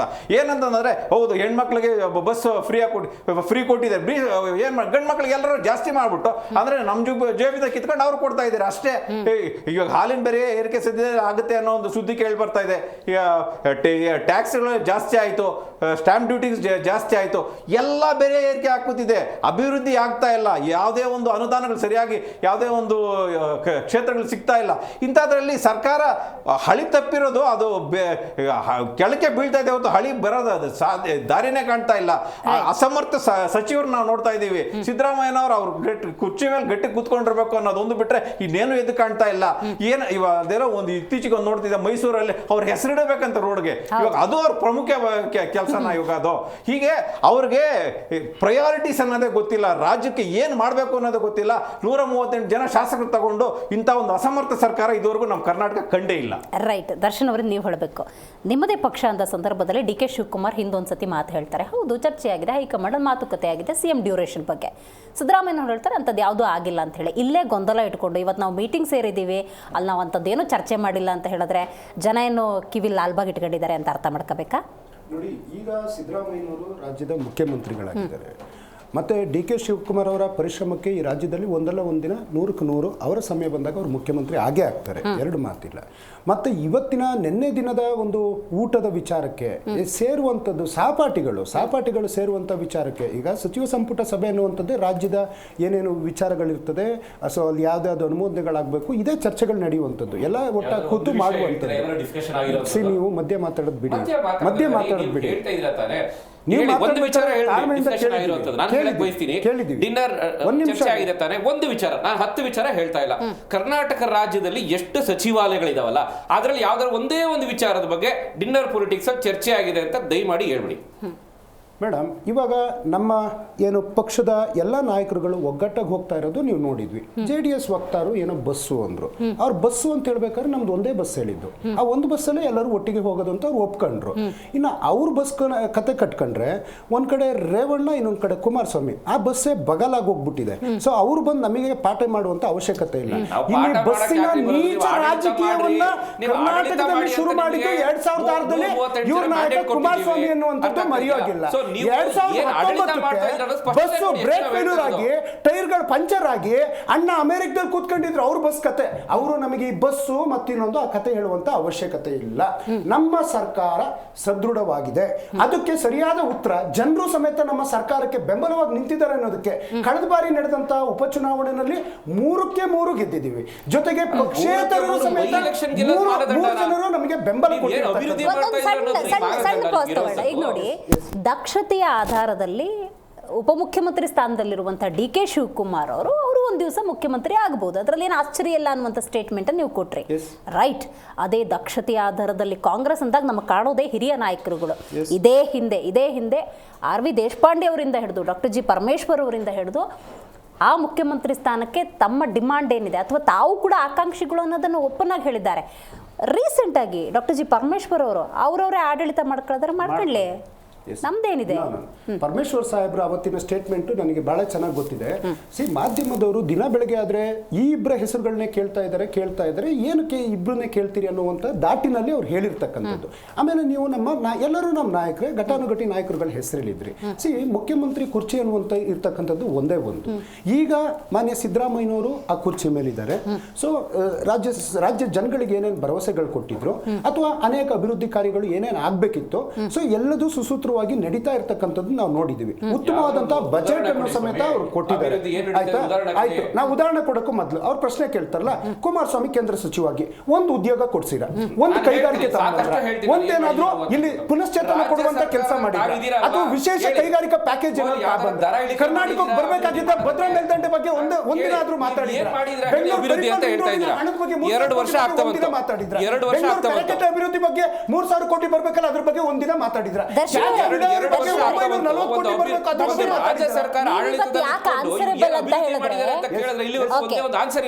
ಡಾಕ್ಟರ್ G ಪರಮೇಶ್ವರಿಂದ RV ದೇಶಪಾಂಡೆಯಿಂದ ಹಿಡಿದು ಹಿರಿಯ ನಾಯಕರನ್ನು CM ಗಾದಿ ಬಗ್ಗೆ ಓಪನ್ ಸ್ಟೇಟ್ಮೆಂಟ್ ಕೊಟ್ಟಿದ್ರಲ್ಲ, ಅದು ಓಪನ್ ಸ್ಟೇಟ್ಮೆಂಟ್, ನಾಟ್ KPCC ಕಚೇರಿಯ ವೇದಿಕೆಯ ಸ್ಟೇಟ್ಮೆಂಟ್ ಅಲ್ಲ. ಹಾಗಾಗಿ ಇವತ್ತು ನೀವು ಆನ್ಸರೇಬಲ್, ಹಾಗಾಗಿ ಇವತ್ತು ಡಿನ್ನರ್ ಕುರಿತಂತೆ ಚರ್ಚೆ ಇವತ್ತು ಈ ವೇದಿಕೆಯಲ್ಲಿ ಚರ್ಚೆ ಆಗ್ತಿರೋದು. ಇವತ್ತು ನಾವು ಮಾತಾಡ್ತಿದೀವಿ ಅಂತ ಹೇಳಿದ್ರೆ ಯಾವುದು KPCC ಕಚೇರಿ ಒಳಗೆ ಮಾತಾಡಕತೆ ಆಗಿಲ್ಲ, ಓಪನ್ ಸ್ಟೇಟ್ಮೆಂಟ್ ಓಪನ್ ಆಗಿ ಹೇಳ್ತಾ ಇದ್ದಾರೆ. ಮೇಡಮ್, ನಿಮ್ಮ ಪ್ರಶ್ನೆಗೆ ಮಾನ್ಯ ಸತೀಶ್ ಜಾರಕಿಹೊಳಿ ಆದಿಯಿಂದ ಹಿಡಿದು ನಿನ್ನೆ ಆ ಒಂದು ಊಟಕ್ಕೆ ಸಾಕ್ಷಿಭೂತರಾದಂಥ ಪ್ರತಿಯೊಬ್ಬರ ಒಂದು ಮಾತು ಕೇಳಿದಾಗ it is not planned dinner. ಎಲ್ಲ ಲೇಟ್ ಆಗಿದೆ, ಸಚಿವ ಸಂಪುಟ ಸಭೆ ಮುಗ್ದಿದೆ, ಸೊ ಹಾಗೆ ಒಂದು ಊಟಕ್ಕೆ ಬರ್ತೀವಿ. ಮೇಡಮ್, ಒಂದು ಮನೆಗೆ ಊಟಕ್ಕೆ ಹೋಗುತ್ತಪ್ಪ, ಅವ್ರ ಜೊತೆ ಊಟ ಮಾಡೋತ್ತಪ್ಪ. ನಾವ್ ಹೇಳಿದ್ವಲ್ಲ ಆಗ್ಲೇ, ಸಹಬಾಳ್ವೆಯಲ್ಲಿ ಆ ಒಂದು ಸಹೋದರತ್ವದಲ್ಲಿ ನಂಬಿಕೆ ನಾವ್ ಇಟ್ಕೊಂಡಿದೀವಿ. ನಾವು ಒಬ್ರಿಗೊಬ್ರು ತಟ್ಟೆನಲ್ಲಿ ಹಂಚ್ಕೊಂಡು ತಿನ್ನೋರು. ಬಿಜೆಪಿ ಅವ್ರ ತರ 4-5 ಜನ ರಾಜ್ಯಾಧ್ಯಕ್ಷ ಆಗಿಲ್ಲ. ಉತ್ತರ ಕರ್ನಾಟಕಕ್ಕೆ ಯತ್ನಾಳು, ಮೈಸೂರು ಭಾಗಕ್ಕೆ ಯಾರೋ ಪ್ರತಾಪ್ ಸಿಂಹ, ಮಧ್ಯ ಭಾಗಕ್ಕೆ ವಿಜಯೇಂದ್ರ, ಅವ್ರನ್ನೇ ಒಪ್ದಿಲ್ದಂತ ಪರಿಸ್ಥಿತಿಲಿ ಅವರಿಲ್ಲ. ಮೇಡಮ್, ನಾನೊಬ್ಬ ಜ್ಯೋತಿಷಿ ಅಲ್ಲ, I am not A astrologer, but ನಿಮ್ಮ ಚಾನಲ್ ಅಲ್ಲಿ ಕೂತು ಹೇಳ್ತಾ ಇದ್ದೀನಿ, ನಾಳೆ ಮುಂದೊಂದು ದಿನ ಚರ್ಚೆಗೂ ಬರ್ತೀನಿ. 2025 ಕಾಲಿಟ್ಟಿದೀವಲ್ಲ, ಮೇ ಬಿ ಈ ತಿಂಗಳು ಅಥವಾ ಇನ್ನ 3 ತಿಂಗಳು ಅಥವಾ ಈ ವರ್ಷದ ಕೊನೆ ಒಳಗಡೆ ಕೇಂದ್ರದಲ್ಲಿ ನರೇಂದ್ರ ಮೋದಿ ಅವರು ಮಾಜಿ ಪ್ರಧಾನಿಯಾಗಿ ಇರ್ತಾರೆ. ಈ ಮಾತನ್ನ ನೀವು ಬರ್ಕೊಳ್ಳಿ. ಅದಕ್ಕೆ ಕಾರಣ ಬಿಹಾರದ ರಾಜಕೀಯ, ಕೇಂದ್ರ ಸರ್ಕಾರವೇ ಅಲುಗಾಡಿ ಹೋಗಿದೆ, ನರೇಂದ್ರ ಮೋದಿಯವರ ಕುರ್ಚಿಗೆ ಅಲುಗಾಡುತ್ತಿದೆ. ಇನ್ನ ಕರ್ನಾಟಕದ ಕನಸಿನ ಕುಮಾರಸ್ವಾಮಿ ಕೇಂದ್ರ ಸಚಿವರು ಅವ್ರ ಸೀಟು ಕಳ್ಕೊಂಡು ಮಾಜಿ ಆಗಿರ್ತಾರೆ. ಇಂಡಿಯಾ ಒಕ್ಕೂಟ ಕೇಂದ್ರದಲ್ಲಿ ಆಳ್ವಿಕೆಗೆ ಬರ್ತೀವಿ, ಅದನ್ನು ಗಟ್ಟಿಯಾಗಿ 28ಕ್ಕೆ ಮತ್ತೊಮ್ಮೆ ರಾಜ್ಯದಲ್ಲಿ ಕಾಂಗ್ರೆಸ್ ಅಧಿಕಾರಕ್ಕೆ ಬರ್ತಾರೆ.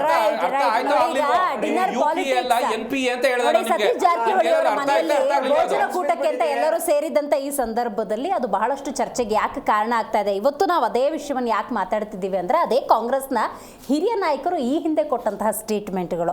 ಯಾಕಂದರೆ KPCC ಕಚೇರಿಯ ಒಳಗೆ ಚರ್ಚೆ ಆಗಬೇಕಾದಂತಹ ವಿಚಾರಗಳು, ಆಸೆ ಆಕಾಂಕ್ಷೆಗಳು ಬಹಿರಂಗವಾಗಾಯಿತು ಅಂದರೆ ಕರ್ನಾಟಕ ಕಾಂಗ್ರೆಸ್ನಲ್ಲಿ ಹಂಗಾರೆ ಏನು ಸರಿ ಇಲ್ವಾ, ಏನಾದರೂ ವ್ಯತ್ಯಾಸ ಆಗಿದೆಯಾ? ಆ 2.5 ವರ್ಷ ಅನ್ನೋ ಡ್ಯೂರೇಷನ್ ಹತ್ತಿರ ಬರ್ತಿದ್ದಂಗೆ ಎಚ್ಚರಿಸುವ, ನೆನಪಿಸುವಂಥ ಪ್ರಯತ್ನಗಳಾಗ್ತಿದೆಯಾ ಅಂತ ಸಹಜವಾಗಿ ಬಂದೇ ಬರುತ್ತೆ. ಸಿದ್ದರಾಮಣ್ಣ ಬಣ ಅಂದ ಸಂದರ್ಭದಲ್ಲಿ ಒಂದು ಕಡೆ ಡಿನ್ನರ್ ಆಗುತ್ತೆ, ಈಗ DK ಶಿವಕುಮಾರ್ ಅಂದ ಸಂದರ್ಭದಲ್ಲಿ ಲಂಚ್ ಆಗುತ್ತೆ ಅನ್ನೋದಾದರೆ, ಕಾಂಗ್ರೆಸ್ ವಕ್ತಾರರು ನಾವು ಒಂದು ಬಳಗದವರು ಜೊತೆಗೆ ಊಟ ಮಾಡೋದು ತಪ್ಪ ಅಂತ ಹೇಳೋದಾದರೆ, DK ಶಿವಕುಮಾರ್ ಅವರು ಬಂದ ಮೇಲೆ ಜೊತೆಗೆ ಕೂತ್ಕೊಂಡು ಊಟ ಮಾಡಿದರೆ ಅದಕ್ಕೊಂದು ಅರ್ಥ ಅನ್ನೋದಿರುತ್ತೆ. ಅಲ್ಲೇನಾದರೂ ಇಲ್ಲ, ರಾಜ್ಯದ ಜನತೆಯ ಸಮಸ್ಯೆಗಳ ಉದಾಹರಣೆ ಇವತ್ತು ಕಾಂಗ್ರೆಸ್ ವಕ್ತಾರ ಹೇಳಿದ್ದಾರೆ. ಇವತ್ತು ಅಧಿಕಾರ ಅನ್ನೋದು ಒಂದೇ ತಟ್ಟಲ್ಲಿ ಸೇರಿರೋದೇ ಪ್ರಾಬ್ಲಮ್ ಆಗಿರೋದು. ಯಾಕೆಂದ್ರೆ ಅಧಿಕಾರ ಅನ್ನೋದು ಒಂದೇ ತಟ್ಟಲ್ಲಿ ಸೇರಿರೋದೇ ಪ್ರಾಬ್ಲಮ್. ಯಾಕೆಂದ್ರೆ ಅಧಿಕಾರನ ನನಗೆಷ್ಟು ಬೇಕು ಅಂತ ಹೇಳ್ಬಿಟ್ಟು ಭಾಗ ಮಾಡ್ಕೊಂಡ್ಬಿಟ್ರೆ, ಅಲ್ಲಿ ಭಾಗ ಮಾಡ್ಕೊಂಡಿದ್ದು ಏನಾಗಿದೆ ಅಂದ್ರೆ ಅವ್ರು ಇವ್ರದಕ್ಕೆ ಕೈ ಹಾಕ್ತಾರೆ, ಇವ್ರು ಅವ್ರದಕ್ಕೆ ಕೈ ಹಾಕ್ಬಿಟ್ಟು ಏನಾಗಿದೆ ಅಂದ್ರೆ ಯಾರು ತಗಂತವ್ರೆ ಅಂತಲೇ ಗೊತ್ತಾಗ್ತಿಲ್ಲ. ಅಂತ ಪರಿಸ್ಥಿತಿಯಲ್ಲಿ ಕಾಂಗ್ರೆಸ್ನವ್ರಿಗೆ ಇವತ್ತು ಮುಂದಿನ ತಿಂಗಳು ಯಾರು CM ಆಗ್ತಾರೆ, ಮುಂದಿನ ತಿಂಗಳು ಯಾರು ಸಚಿವ ಸಂಪುಟ ಪುನರ್ರಚನೆ ಆಗುತ್ತೆ ಅನ್ನೋ ಮಾಹಿತಿನ ಬಹುಶಃ ಕಾಂಗ್ರೆಸ್ ವಕ್ತಾರರಿಗೆ ಇಲ್ಲಿವರೆಗೂ ಮಾಹಿತಿನೇ ಇಲ್ಲ ಅನ್ಸುತ್ತೆ. ಯಾಕೆಂದ್ರೆ ಇವ್ಯಾವ ನೋಡಿದ್ರೆ ಗೋವಿಂದರಾಜರೇ ಫೈನಲ್ ಎಕ್ಸಾಮ್ ಬರ್ತಿದೆ, ಸೋಷಿಯಲ್ ಸ್ಟಡೀಸ್ ಅಲ್ಲಿ ಕರ್ನಾಟಕದ ಮುಖ್ಯಮಂತ್ರಿ ಯಾರು ಅಂತ ಕೇಳಿದ್ರೆ ಹೇಳಕ್ ಮಕ್ಳಿಗೆ ಉತ್ತರ ಬೇಕು. ಖಂಡಿತ ಅದನ್ನೇ ಕಾಂಪಿಟೇಟಿವ್ ಎಕ್ಸಾಮ್ಗಳಿಗೂ ಬಹಳ ಅವಶ್ಯಕತೆ ಅದು. ಯಾಕೆಂದ್ರೆ ಅಂತ ಪರಿಸ್ಥಿತಿ ನಿರ್ಮಾಣ ಆಗಿದೆ. ಯಾಕೆಂದ್ರೆ ಒಂದು ಮೇಡಮ್, ಇವತ್ತು ಸನ್ಮಾನ್ಯ ಸಿದ್ದರಾಮಯ್ಯನವರ ಫಸ್ಟ್ ಸರ್ಕಲ್ ಟೀಮ್ ಏನಿದೆ ಇವತ್ತು ಯಾಕೆಂದ್ರೆ ಒಂದು ಪಕ್ಷದಲ್ಲಿ ಒಂದೇ ಜವಾಬ್ದಾರಿ ಇರ್ತಕ್ಕಂಥದ್ದು ಇವತ್ತು ಆಲ್ರೆಡಿ 2 ವರ್ಷ ಮುಗಿತಾ ಬಂದಿದೆ. ಯಾವ್ದು ಅಧಿಕಾರಕ್ಕೆ ಬಂದ್ರು ಸನ್ಮಾನ್ಯ DK ಶಿವಕುಮಾರ್ ಅವರು ಒಂದ್ ಕಡೆ ಪಕ್ಷದ ಅಧ್ಯಕ್ಷರು ಆಗಿ, ಈ ಕಡೆ ಉಪಮುಖ್ಯಮಂತ್ರಿ ಆಗಿ ಈ ಎರಡೂ ದೊಡ್ಡ ಜವಾಬ್ದಾರಿಯನ್ನ ಬ್ಯಾಲೆನ್ಸ್ ಆಗಿ ತಗೊಂಡೋಗ್ತಾ ಇರೋದು. ಈ ಇರ್ತಕ್ಕಂಥ ಸಿದ್ದರಾಮಯ್ಯನವರ ಫಸ್ಟ್ ಸರ್ಕಲ್ಗೆ ಎಲ್ಲ ಒಂದ್ ಕಡೆ ಅದನ್ನ ಕಿತ್ಕೊಂಡ್ಬಿಟ್ರೆ, ಪಾರ್ಟಿನ ಎಲ್ಲ ಒಂದ್ ಕಡೆ ನಮ್ ಕಂಟ್ರೋಲ್ ತಗೊಂಡ್ಬಿಟ್ರೆ, ಎರಡು ಶಕ್ತಿ ಸೇರಿದ್ರೆ ಸಿದ್ದರಾಮಯ್ಯನವ್ರನ್ನ ಕುರ್ಚಿಯಿಂದ ತೆಗಿಯಕ್ಕಾಗಲ್ಲ ಅಂತ ಹೇಳ್ಬಿಟ್ಟು ಬಹುಶಃ ಆ ಫಸ್ಟ್ ಸರ್ಕಲ್ ಏನಾನ ಮಾಡಿ ಪ್ಲಾನ್ ಮಾಡ್ತಾ ಇರ್ಬೋದು. ಈ ಒಂದು ಇದರಲ್ಲಿ ಇವತ್ತು ಆಲ್ರೆಡಿ DK ಶಿವಕುಮಾರ್ಗೆ ಇರ್ತಕ್ಕಂಥ ಒಕ್ಕಲಿಗ ಶಾಸಕರುಗಳು ಆಲ್ರೆಡಿ ಏನನ್ನ ಮಾಡಿ ನಮ್ಮ ನಾಯಕರನ್ನು ಉಳಿಸ್ಕೊಬೇಕು, ಮುಖ್ಯಮಂತ್ರಿ ಮಾಡಬೇಕು ಅಂದ್ಬಿಟ್ಟು ಅವರೆಲ್ಲ ಒಂದು ಮೀಟಿಂಗ್ ಸೇರಿ ಕೆಲವೊಂದು ಜನ ಚೈನಾಗೆ ಹೋಗಿದ್ದು ಅಂತಾರೆ. ಅವ್ರ ಹೈಕಮಾಂಡ್ ಆದಂತ ರಾಹುಲ್ ಗಾಂಧಿ ಅವರು ವಿಯೆಟ್ನಾಂಗೆ ಹೋಗಿದ್ದಾರೆ. ಈ ವಿಯೆಟ್ನಾಂಗೆ ಹೋದ್ರೂ ಬಿಟ್ಟಿಲ್ಲ, ಅಲ್ಲಿರ್ತಕ್ಕಂಥ ಶಾಸಕರೆಲ್ಲ ಹೋಗ್ಬಿಟ್ಟು ಬದಲಾವಣೆಗೆ ಒಂದು ಇದನ್ನ ಅವಕಾಶ ಮಾಡಿಕೊಡಿ ಅಂತಬಿಟ್ಟು ಕೇಳೋಂಥ ಪ್ರಶ್ನೆಗಳು ಆಲ್ರೆಡಿ ಹೋಗಿರೋದ್ರಿಂದಲೇ ಇವೆಲ್ಲ ಸುದ್ದಿಗಳು ಹರಿದಾಡ್ತಿರೋದ್ರಿಂದ ಇದು ಪೂರ್ವ ತಯಾರಿಯಾಗಿ ಅಲ್ಲ, ಅವ್ರು ಹೈಕಮಾಂಡ್ ಹೋಗ್ಬಿಟ್ಟು ಬದಲಾವಣೆ ಆಗ್ಬೇಕು ಅಂತ ಕೇಳೋದ್ರ ಒಂದು ಸಕಾರಣ ಕೊಡ್ಬೇಕಲ್ಲ ಹೈಕಮಾಂಡ್. ಇದು ನೀವು ಚರ್ಚೆ ಇದನ್ನ ಎಷ್ಟೇ ಇಟ್ಸ್ ಓಪನ್ ಸೀಕ್ರೆಟ್, ನೀವು ಎಷ್ಟೇ ಮುಚ್ಚಿಡ್ತೀನಿ ಅಂದ್ರೆ ಅದು ವಾಪಸ್ ಬರ್ತಾ ಇದೆ. ಅಗ್ರಿಮೆಂಟ್ ಆಗಿದೆ ಅಂತ ಯಾರು ಹೇಳಿದ್ದು? ಇದೇ DK ಶಿವಕುಮಾರ್ ಅವರು ಹೇಳಿದ್ದು. ಏನಂತ ಅಗ್ರಿಮೆಂಟ್ ಆಗಿದೆ? 2 ವರ್ಷನ 3 ವರ್ಷನ ಇಲ್ಲ 50-50ನ ಏನು ಅಂತ ಹೇಳ್ಬೇಕಲ್ವಾ? ಅಗ್ರಿಮೆಂಟ್ ಆಗಿದೆ ಅಂದ್ರು ಅದು ಜನರಲ್ ಆಗಿ ಹೇಳುವಂತದ್ದಾಯ್ತು. ಅವ್ರಿಬ್ರೇ ಅಗ್ರಿಮೆಂಟ್ ಮಾಡ್ಕೊಂಡಿದ್ರೆ ಪರಮೇಶ್ವರ್ ಅವರು ನಾವೆಲ್ಲ ಯಾಕಿರ್ಬೇಕು ಅಂತಾರೆ. ಇದೆಲ್ಲ ನೋಡಿದ್ರೆ ಈ ರಾಜ್ಯದಲ್ಲಿ ಸಮಸ್ಯೆಗಳ ಬಗ್ಗೆ ಕೂತ್ಕೊಂಡು ಯಾವುದೇ ಸಚಿವರುಗಳು ಚರ್ಚೆ ಮಾಡ್ತಾ ಇಲ್ಲ. ಕೇವಲ ಅವರು ಕುರ್ಚಿಗಾಗಿ ಇವತ್ತು ಚರ್ಚೆನೂ ನಡೀತಾ ಇದೆ, ಫೈಟಿಂಗು ಮಾಡ್ತಾ ಇದೆ. ಅಂತ ಪರಿಸ್ಥಿತಿ ನಿರ್ಮಾಣ ಆಗಿದೆ. ಒಟ್ಟು ಏನಂದ್ರೆ ಮೇಡಮ್, ಈ ಕಾಂಗ್ರೆಸ್ ಸರ್ಕಾರ ಖಾಲಿ ಸರ್ಕಾರ ಅಂತ ಹೇಳ್ಬಿಟ್ಟು ಈ ರಾಜ್ಯದ ಜನತೆಗೆ ಗೊತ್ತಾಗ್ಬಿಟ್ಟಿದೆ. ಯಾಕೆಂದ್ರೆ ನೆನ್ನೆ ನೋಡಿದ್ರಿ, ಹೊಸ ವರ್ಷಕ್ಕೆ ಏನಾದ್ರು ಗಿಫ್ಟ್ ಕೊಡ್ತಾರೆ ಅಂತಂದ್ರೆ ಬಸ್ಸಿನ ಬೆಲೆ, ಟಿಕೆಟ್ನ ದರ ಏರಿಕೆ ಮಾಡಿದ್ರು. ಈ ಗಿಫ್ಟ್ ನ ಕೊಡೋದಕ್ಕೆ 130,000 ಕೊಟ್ಟಿದ್ದು. ಈ ಪರಿಸ್ಥಿತಿ ರಾಜ್ಯದಲ್ಲಿದೆ. ಒಂದು ಜೊತೆಲಿ ಹಗರಣಗಳು, ದಿನ ಬೆಳಗಾದ್ರೆ ಒಂದು ಹಗರಣಗಳು. ಒಂದು ಮೂಡ ನೀವೇ ನೋಡ್ತಾ ಇದ್ರ, ಇನ್ನ SIT ತನಿಖೆ ಅಂತ ಹೇಳ್ತಾರೆ, ಇನ್ನ ರಿಪೋರ್ಟ್ಗಳು ಮಾಹಿತಿಗಳು ರಾಜ್ಯ ಜನತೆ ಕೊಡ್ತಾ ಇಲ್ಲ. ಒಂದ್ ಕಡೆ ವಾಲ್ಮೀಕಿದು, ಎಲ್ಲ ಒಂದ್ ಕಡೆ ಸಂಬಂಧಪಟ್ಟ ಅನ್ನೋದು ಹೇಳ್ತೀನಿ ಕೇಳಿ. ಇವತ್ತು ಈ ಸರ್ಕಾರ ಒಂದ್ ನಿಮಿಷ, ಈ ಜಡ್ಡಿಡಿದ ಸರ್ಕಾರ ಇಲ್ಲ ನೋಡಿ, ಈ ತರ ಒಂದು ಜಡ್ಡಿಡಿದ ಸರ್ಕಾರ ಈ ಕರ್ನಾಟಕದಲ್ಲಿ ನಾವು ಚಿಕ್ಕ ಹುಡುಗರಿಂದ ಸಾಕಷ್ಟು ಜನ ಮುಖ್ಯಮಂತ್ರಿಗಳು ನೋಡ್ಕೊಂಡ್ ಬರ್ತಾ ಇದ್ವಿ. ಆದ್ರೆ ಈ ರೀತಿಯ ಒಂದು ಖಾಲಿ ಸರ್ಕಾರನ ಖಂಡಿತವಾಗ್ಲೂ ನೋಡಕ್ ಸಾಧ್ಯನೇ ಇಲ್ಲ, ಮುಂದೆನೂ ನೋಡಲ್ಲ. ಯಾಕೆಂದ್ರೆ ಈ ರೀತಿಯ ನನಗೆ ಏನ್ ಆಗ್ತಾ ಇದೆ ಈ ಸರ್ಕಾರದಲ್ಲಿ, ಯಾರ್ಗ ಅನುಕೂಲ ಮಾಡಕ್ ಕೊಟ್ಟಿದ್ದಾರೆ ಅನ್ನೋ ಪ್ರಶ್ನೆ ಉದ್ಭವ ಆದ್ರೆ ಹುಡಿಕೊಂಡು ಹೊರಟ್ರೆ ಬಹುಶಃ ಏನೂ ಸಿಗ್ತಾ ಇಲ್ಲ. ಆ ರೀತಿ ಪರಿಸ್ಥಿತಿ ಇವತ್ತು ರಾಜ್ಯದಲ್ಲಿದೆ. ಜನರಿಗೋಸ್ಕರ ಏನ್ ಮಾಡ್ತಾ ಇದ್ದಾರೆ ಮೇಡಮ್, ಇವತ್ತು ಗ್ಯಾರಂಟಿಗಳು ಹೆಸರು ಹೇಳ್ಕೊಂಡು ಬೆಲೆ ಹೆಚ್ಚಳ ಗ್ಯಾರಂಟಿ ಅನ್ನೋದು ಆಗ್ಬಿಟ್ಟೈತೆ. ಗ್ಯಾರಂಟಿ ಬೆಲೆ ಹೆಚ್ಚಳ ಆಗುತ್ತೆ ಆಗುತ್ತೆ, ಗ್ಯಾರಂಟಿ ಬೆಲೆ ಹೆಚ್ಚಳ ಆಗುತ್ತೆ, ಗ್ಯಾರಂಟಿ ಕೊಡ್ತಾ ಇರೋದ್ರಿಂದ ಎಲ್ಲ ಬೆಲೆಗಳನ್ನ ಖಂಡಿತವಾಗ್ಲೂ ಗ್ಯಾರಂಟಿಯಾಗಿ ಬೆಲೆ ಜಾಸ್ತಿ ಆಗುತ್ತೆ ಅಂತ ಹೇಳ್ಬಿಟ್ಟು ಇವತ್ತು ಆಲ್ರೆಡಿ ಮಾಡಿ ತೋರಿಸಿದ್ದಾರೆ. ಮುಂದೆ ಬರ್ತಕ್ಕಂಥದ್ರಲ್ಲಿ ಇನ್ನು ಹಾಲಿನ ಬೆಲೆ ಜಾಸ್ತಿ ಆಗುತ್ತೆ, ಬೆಂಗಳೂರಿನಲ್ಲಿ ನೀರಿನ ಬೆಲೆ ಜಾಸ್ತಿ ಮಾಡ್ಬೇಕು ಅಂತ ಪ್ಲಾನ್ ಮಾಡ್ತಾ ಇದ್ದಾರೆ. ಈ ರೀತಿಯ ವಾತಾವರಣ ಇವತ್ತು ಕಾಣ್ತಾ ಇದೆ. ಇದು ಯಾರಿಗೋಸ್ಕರ ಸರ್ಕಾರ ಇದೆ ಅನ್ನೋದು ನಮ್ಗಂತೂ ಅರ್ಥ ಆಗ್ತಾ ಇಲ್ಲ. ಕೇವಲ ಅವ್ರು ಹೇಳ್ತಾ ಇದ್ರು ರಮೇಶ್ ಕುಮಾರ್ ಅವ್ರ ಹಿಂದೆ ಮೂರ್ ತಲೆಮಾರಿಗಾಗುವಷ್ಟು ಆಲ್ರೆಡಿ ಕಾಂಗ್ರೆಸ್ ಪಕ್ಷದವರು ಮಾಡ್ಕೊಂಡಿದ್ರ ಅಂತ. ಇದು ಯಾವ ತಲೆಮಾರಿಗೋಸ್ಕರ ಮಾಡಕ್ ಹೊರಟಿದ್ದಾರೆ ಅಂತ ನನಗಂತೂ ಅರ್ಥ ಆಗ್ತಾ ಇಲ್ಲ. ಒಟ್ಟು ಏನಂದ್ರೆ ಈ ರಾಜ್ಯದ ಬಕ್ಕಸವನ್ನ ಕೊಳ್ಳೆ ಹೊಡಿತಾ ಇದ್ದಾರೆ ಈ ಕಾಂಗ್ರೆಸ್ಸಿನ ನಾಯಕರು. ಓಕೆ, ನಿಲ್ಲಿಸ್ತಾ ಇಲ್ಲ ಅನ್ನೋದೇ ನಮಗೆ ಬೇಜಾರು. ರಿಷಿಕ್ ಅವರೇ, ನೀವು ಹೇಳಬೇಕು, ಈಗ ಬರೀ ಸಿಎಂ ಕುರ್ಚಿ ಬಗ್ಗೆ ಅಲ್ಲ, ಜಾತಿ ಗಣತಿ ಬಗ್ಗೆನೂ ಚರ್ಚೆಯಾಗಿದೆ, ಸಂಪುಟ ಪುನರ್ರಚನೆ ಅಂತೆ. ಅದಕ್ಕೊಂದು ಉದಾಹರಣೆ ಕೊಡ್ತೀನಿ ನೋಡಿ, ಊಟದ ವಿಷಯ ಎತ್ಕೊಂಡೇ ಮಾತಾಡೋಣ. ಈಗ ಕಾಂಗ್ರೆಸ್ ಸರ್ಕಾರದವ್ರನ್ನೆಲ್ಲ ಒಂದು ಮದುವೆ ಊಟಕ್ಕೆ ಕರೆದಿರ್ತಾರೆ, ಆಯ್ತು, ಬೀಗರೂಟಕ್ಕೆ. ಅವಾಗ ಏನಾಗುತ್ತೆ, ನಿಮ್ಗೆ ಊಟಕ್ಕೆ ಕುತ್ಕೊಂಡಿರ್ಬೇಕಾದ್ರೆ ಒಂದ್ ಕಡೆ CM ಬಣ ಎಲ್ಲ ಕುತ್ಕೊಂಡಿರುತ್ತೆ, ಇನ್ನೊಂದ್ ಕಡೆ DCM ಬಣ ಎಲ್ಲ ಕುತ್ಕೊಂಡಿರ್ತಾರೆ. ಅವ್ರು ಕುತ್ಕೊಳ್ಳೋದಕ್ಕಿಂತ ಮುಂಚೆ ಏನ್ ಮಾಡ್ತಾರೆ, ನೀವೀಗ ಇತ್ತೀಚೆಗೆ ಗಮನಿಸಿದ್ರೆ ನೀವು ಯಾರಾದ್ರೂ ನೆಕ್ಸ್ಟ್ ಊಟ ಮಾಡಬೇಕು ಅಂತ ಹೇಳಿದ್ರೆ ಹೋಗ್ಬಿಟ್ಟು ಅವ್ರು ಸೀಟ್ ಹಿಂದೆ ನಿಂತ್ಕೊಂಡಿರ್ಬೇಕಂತೆ. ಯಾಕಂದ್ರೆ ನಿಮ್ಗೆ ಸೀಟ್ಗಳು ಸಿಗಲ್ಲ ಅಲ್ಲಿ. ಇತ್ತೀಚೆಗೆ ನೀವು ಗಮನಿಸಿದ್ರೆ ಅವ್ರು ಹಿಂದೆ ನಿಂತ್ಕೊಬಿಟ್ಟು ಏನ್ ಹೇಳ್ತಿರ್ತಾರೆ, ಯಾವಾಗ ಇವ್ರು ತಿಂದು ಎದೊಳ್ತಾರೋ ನನಗೆ ಆ ಸೀಟ್ ಸಿಗುತ್ತೆ ಕುತ್ಕೊಳಕ್ಕೆ ನೆಕ್ಸ್ಟ್ ಊಟ ಮಾಡಕ್ಕೆ ಅಂತ. ಸೊ ಆ ರೀತಿ ಆಗ್ಬಿಟ್ಟಿದೆ ಇವರಲ್ಲಿ. ಸೊ ಇರೋದೇ 38-40 ಸಚಿವರ ಚೇರು ಅಂತ ಹೇಳಿದ್ರೆ ಅಲ್ಲಿ ಯಾರು ಕುತ್ಕೊಂಡಿರ್ತಾರೆ ಹೇಳೋದಕ್ಕೆ ಮಾತ್ರ ಬನ್ನಿ ನೀವು ಚೆನ್ನಾಗಿದ್ದೀರಾ ಅಂತ ವಿಶಸ್ ಮಾಡೋದು, ಊಟ ಮಾಡಿದ್ರ ಹೊಟ್ಟೆ ತುಂಬ ಊಟ ಮಾಡ್ಕೊಂಡು ಹೋಗಿ ಅಂತ ಹೇಳೋದು. ಆದ್ರೆ ಅವ್ರಿಂದ ನಿಂತ್ಕೊಂಡಿರ್ತಾರಲ್ಲ, ಅವ್ರು ಏನ್ ಹೇಳ್ತಿರ್ತಾರೆ ಅಂದ್ರೆ ಇವ್ರು ಯಾವಾಗ ಫಸ್ಟ್ ಎದ್ದೋಗ್ತಾರೋ ನಾನು ನೆಕ್ಸ್ಟ್ ಕುತ್ಕೊಂಡು ನಾನು ಊಟ ಮಾಡ್ಬೋದಲ್ಲಪ್ಪ ಅಂತ ಯೋಚನೆ ಮಾಡ್ತಿರ್ತಾರೆ. ಆ ರೀತಿ ಆಗಿದೆ. ಅಲ್ಲ, ಆಸೆ ಆಕಾಂಕ್ಷೆ ತಪ್ಪು ಅಂತ ಹೇಳಕ್ಕಾಗಲ್ಲ. ಸುಮಾರು ವರ್ಷದಿಂದ ಪಕ್ಷದಲ್ಲಿರ್ತಾರೆ, ಶಾಸಕರಾಗಿರ್ತಾರೆ, ಹುಳುಕ್ ಹುಡುಕೋದಾದ್ರೆ ನಾವು ಹುಳುಕ್ ಹುಡುಕ್ತಾ ಇಲ್ಲ. ಕರ್ನಾಟಕ ರಾಜ್ಯದ ಜನತೆಗೆ ಅಭಿವೃದ್ಧಿ ಆಗೋ ಕಡೆ ನೀವೇನಾರು ಮಾಡೋದಾದ್ರೆ ಮಾಡಿ. ಇವ್ರು ಹೇಳ್ತಾರೆ 138 ಜನ 138 ಜನ 138 ಜನ ಅಂತ ಹೇಳ್ತೀರಿ. 138 ಜನದಲ್ಲಿ 138 ಜನದಲ್ಲಿ ಕೇಳಿಸ್ಕೊಂಡ್ರಿ ಆಯ್ತು. ನಮ್ಮ ಹತ್ರ ಅಷ್ಟು ನಿಖಿಲ್ ಕುಮಾರಸ್ವಾಮಿ ಅವರಿಗೆ ಬೇಕು, ರಾಜ್ಯಸಭೆ ಅವರಿಗೆ ಬೇಕು, MLC ಅವರಿಗೆ ಬೇಕು, ಮುಖ್ಯಮಂತ್ರಿ ಅವರಿಗೆ ಬೇಕು. ನಿಮಗೆ 138 ಜನ ಕೊಟ್ಟಿದ್ದಾರಲ್ಲ, ಆಯ್ತಪ್ಪ ಆಯ್ತು 50 ಅಲ್ಲ. ನಿಮ್ಮ CM ನ ಬೆಳೆಸಿದಲ್ಲಿ ಅದೇ DCM ದಲಿತ ನಾಯಕ ಅವರು ಬೆಳೆಸಿದ್ರಿ. ನಿಮ್ಮ DCM ದಲಿತ ನಾಯಕ ಪರಮೇಶ್ವರನ್ನ ತುಳಿದು ಬಿಟ್ರೆ ರಾಜಕೀಯ ಮಾಡಕ್ಕೆ ಬಿಡ್ತಾ ಇಲ್ಲ ಇವರು. ದಲಿತ CM ಮಾನ್ಯ ಪರಮೇಶ್ವರ ಅವರನ್ನ ತುಳಿದ್ರಿ. ನಿಮ್ಮ CM ಸಿದ್ದರಾಮಯ್ಯ ಅವರು ನಮ್ಮಲ್ಲಿ ಬೆಳೆದು ಬಂದಿರುವಂತವರು, ಮೂಲ ಕಾಂಗ್ರೆಸ್ಸಿಗರು ಮಾನ್ಯ DK ಶಿವಕುಮಾರ್ 138 ಜನಕ್ಕೆ ಬರೋದಕ್ಕೆ ಕಾರಣಕರ್ತರು ಮಾನ್ಯ DK ಶಿವಕುಮಾರ್ ಅವರು. ಅವರ ಕಾಂಗ್ರೆಸ್ ಅವರು ಬಿಟ್ಟಿಲ್ಲ. ಹೌದು, ಎಲ್ಲಿದ್ರು ಅವರು? ಕಾಂಗ್ರೆಸ್ ಅವರು ದೇವೇಗೌಡರು, ಕುಮಾರಸ್ವಾಮಿ, ಅನಿತಾ ಕುಮಾರ್, ಹೌದು ನಮ್ದು ಪ್ರಾದೇಶಿಕ ಪಕ್ಷ. ಕರೆಕ್ಟ್, ಎಕ್ಸಾಕ್ಟ್ಲಿ 20 ಜನ ವಿಧಿತಾರೆ. 20 ಜನ ವಿಧಿವಲ್ವಾ? ಹೌದಪ್ಪ, 20 ಜನ ವಿಧಿತಾರೆ, ಇನ್ನು 30 ಜನ ವಿಧಿತಾರೆ.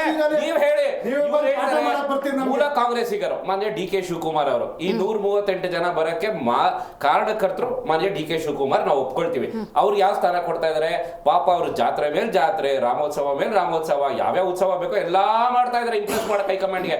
ಅವ್ರು ಏನು ಅಂದ್ರೆ 2 ವರ್ಷ ಯಾವಾಗ ಆಗುತ್ತೋ ಅಂತ ಕಾಯ್ತಾ ಕುತ್ಕೊಂಡಿದ್ದಾರೆ. ಯಾಕೆ ಅಂತ ಹೇಳಿದ್ರೆ 2 ವರ್ಷ ಆದ್ಮೇಲೆ ನನ್ನ ಟರ್ನ್ ಬರುತ್ತೆ, ಅವಾಗಾದ್ರೂ ನಾನು CM ಆಗ್ತೀನೇನೋ ಅಂತ ಕಾಯ್ಕೊಂಡು ಕುತ್ಕೊಂಡಿದ್ದಾರೆ. ಕಾಂಗ್ರೆಸ್ ಅವರ ಪರಿಸ್ಥಿತಿ,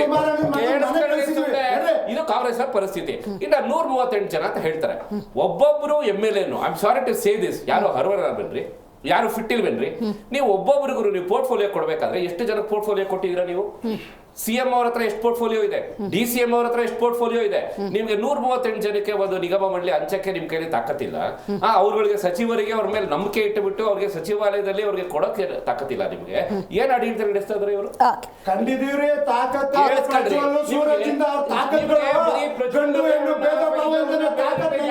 ನಿಮ್ಗೆ ನಾನ್ ಕೇಳಕ್ 2 ವರ್ಷ ಆಗ್ತಾವಂತಲ್ವಾ?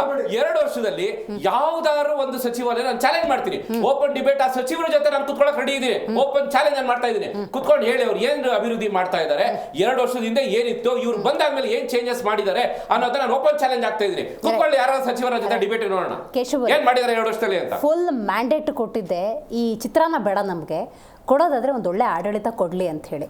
ಬಟ್ ಆ ನಿರೀಕ್ಷೆ ಬಹುತೇಕ ಹುಸಿಯಾಗಿದೆ. ಹುಸಿಯಾಗಿದೆ, ನಿರಾಶೆನೂ ತಂದಿದೆ ನಮ್ಮ ರಾಜ್ಯ ಜನತೆಗೆ. ಇವಾಗ ಇವರು ಹೇಳ್ತಾ ಇದ್ರು ಊಟ ಹಂಚ್ಕೊಂಡು ತಿಂತಿದ್ದೀವಿ, ಅದಕ್ಕೋಸ್ಕರ ಅದಕ್ಕೆ ಯಾರು ದೊಡ್ಡ ಸುದ್ದಿ ಮಾಡ್ತೀರಂತ. ಇಲ್ಲಿ ಊಟ ಹಂಚ್ಕೊಂಡು ತಿಂತಾ ಇಲ್ಲ. ಈ 2 ವರ್ಷ ನೋಡ್ತಾ ಇದ್ರೆ ರಾಜ್ಯದ ಸಂಪನ್ಮೂಲಗಳನ್ನ ಹಂಚ್ಕೊಂಡು ತಿಂತಾ ಇದ್ದಾರೆ ಅಷ್ಟೇ. ಅದನ್ನ ಜವಾಬ್ದಾರಿಯಿಂದ ಹೇಳ್ತಾ ಇದ್ದೀನಿ. ನಾವು ವಾಲ್ಮೀಕಿ ಹಗರಣದಿಂದಾನೇ ನೋಡ್ತಿದ್ವಿ. ವಾಲ್ಮೀಕಿ ಹಗರಣದಲ್ಲಿ ಕೋಟ್ಯಾಂತರ ರೂಪಾಯಿ ಎಲ್ಲೆಲ್ಲಿ ಹೋಗಿದೆ, ಎಲ್ಲೆಲ್ಲಿ ಹಂಚ್ಕೊಂಡು ತಿಂದ್ರು ಅಂತ. ಎಕ್ಸೈಸ್ ಡಿಪಾರ್ಟ್ಮೆಂಟಲ್ಲಿ ಆರ್ ಬಿ ತಿಮ್ಮಾಪುರ ಅವರು ಎಷ್ಟು ಡಿಮ್ಯಾಂಡ್ ಮಾಡ್ತಿದ್ದಾರೆ ಅದನ್ನು ಕೇಳಿದ್ದೀವಿ ನಾವು. ಪ್ರತಿಯೊಂದು ಇಲಾಖೆಯಲ್ಲೂ ಹಗರಣಗಳ ಮೇಲೆ ಹಗರಣಗಳು ನಡ್ಕೊಂಡೇ ಹೋಗ್ತಾ ಇದ್ದಾವೆ. ಆದರೆ ಈ ರಾಜ್ಯ ಸಂಪನ್ಮೂಲಗಳನ್ನ ಹಂಚ್ಕೊಂಡು ತಿಂತಾ ಇದ್ದಾರೆ ಅಷ್ಟೇ, ಬೇರೆ ಇನ್ನೇನು ಇಲ್ಲ. ಇವರು ಹೇಳ್ತಿದ್ರು ಇವಾಗಲೇ ಇವತ್ತಿನ ದಿವಸ ಏನಾದರೂ ಅಭಿವೃದ್ಧಿ ಆಗ್ತಿದ್ಯಾ, ಈ ಇಷ್ಟು ಜನ ಸಚಿವರದು 2 ವರ್ಷ ಮುಗಿತಾ ಇದೆಯಲ್ಲ, ಒಂದು ರಿಪೋರ್ಟ್ ಕಾರ್ಡ್ ಕೊಟ್ಬಿಡ್ಲಿ ಯಾವ್ಯಾವ ಇಲಾಖೆಯಲ್ಲಿ ಎಷ್ಟೆಷ್ಟು ಮಾಡಿದ್ದಾರೆ ಅಂತ. ಏನು ಕೆಲಸ ಮಾಡ್ತಾ ಇಲ್ಲ. ಇವ್ರೇನಂದ್ರೆ ದುಡ್ಡು ನುಂಗೋದಷ್ಟೇ. ನೋಡಿ, ವಾಲ್ಮೀಕಿ ಹಗರಣದ ದುಡ್ಡು ಎಲ್ಲೆಲ್ಲ ಹೋಗಿದೆಯಲ್ಲ ನೋಡಿ. ನಾನು ರೆಕಾರ್ಡ್ ಕೊಡ್ತೀನಿ ಬೇಕಾದ್ರೆ. ಕಳೆದ ವರ್ಷ, ಈ ಶೈಕ್ಷಣಿಕ ವರ್ಷ ಅಲ್ಲ, 23-24ನೇ ಸಾಲಿನಲ್ಲಿ ಪಾಸ್ ಆಗಿರುವಂಥ ST ಮಕ್ಕಳಿಗೆ ಪ್ರೈಸ್ ಮನಿ ಏನು ಕೊಡ್ತಾರೆ PUC ಮಕ್ಕಳಿಗೆ ಇನ್ನೂ ಕೊಟ್ಟಿಲ್ಲ. ನಾನು ದಾಖಲೆ ಕೊಡ್ತೀನಿ. ಕಳೆದ ವರ್ಷ ST ಮಕ್ಕಳಿಗೆ ಸ್ಕಾಲರ್ಶಿಪ್ ಬಂದಿಲ್ಲ ಎಷ್ಟೋ ಜನಕ್ಕೆ. ದಾಖಲೆ ಕೊಡ್ತೀನಿ, ನಾನು ತೋರಿಸ್ತೀನಿ. ದಾಖಲೆ ಇಲ್ಲ, ದಾಖಲೆ ತೋರಿಸ್ತೀನಿ. ನನ್ನ ದಾಖಲೆ ಇದೆ, ಕೊಟ್ಟಿದ್ದೇ ಇರೋ ದಾಖಲೆ. ಯಾರೋ 4 ಜನಕ್ಕೆ ಕೊಟ್ಬಿಟ್ಟು ನೋಡಿ, ನಾನು ದಾಖಲೆ ಕೊಡ್ತೀನಿ. ಎಷ್ಟು ಜನ ಕೊಟ್ಟಿಲ್ಲ ಅನ್ನೋದು ಏನ್ ಹೇಳ್ತೀರಾ? ಇವತ್ತು ತೋರಿಸ್ತೀನಿ. ಇವಾಗ ಮಾತಾಡ್ತೀರಾ ನೀವು?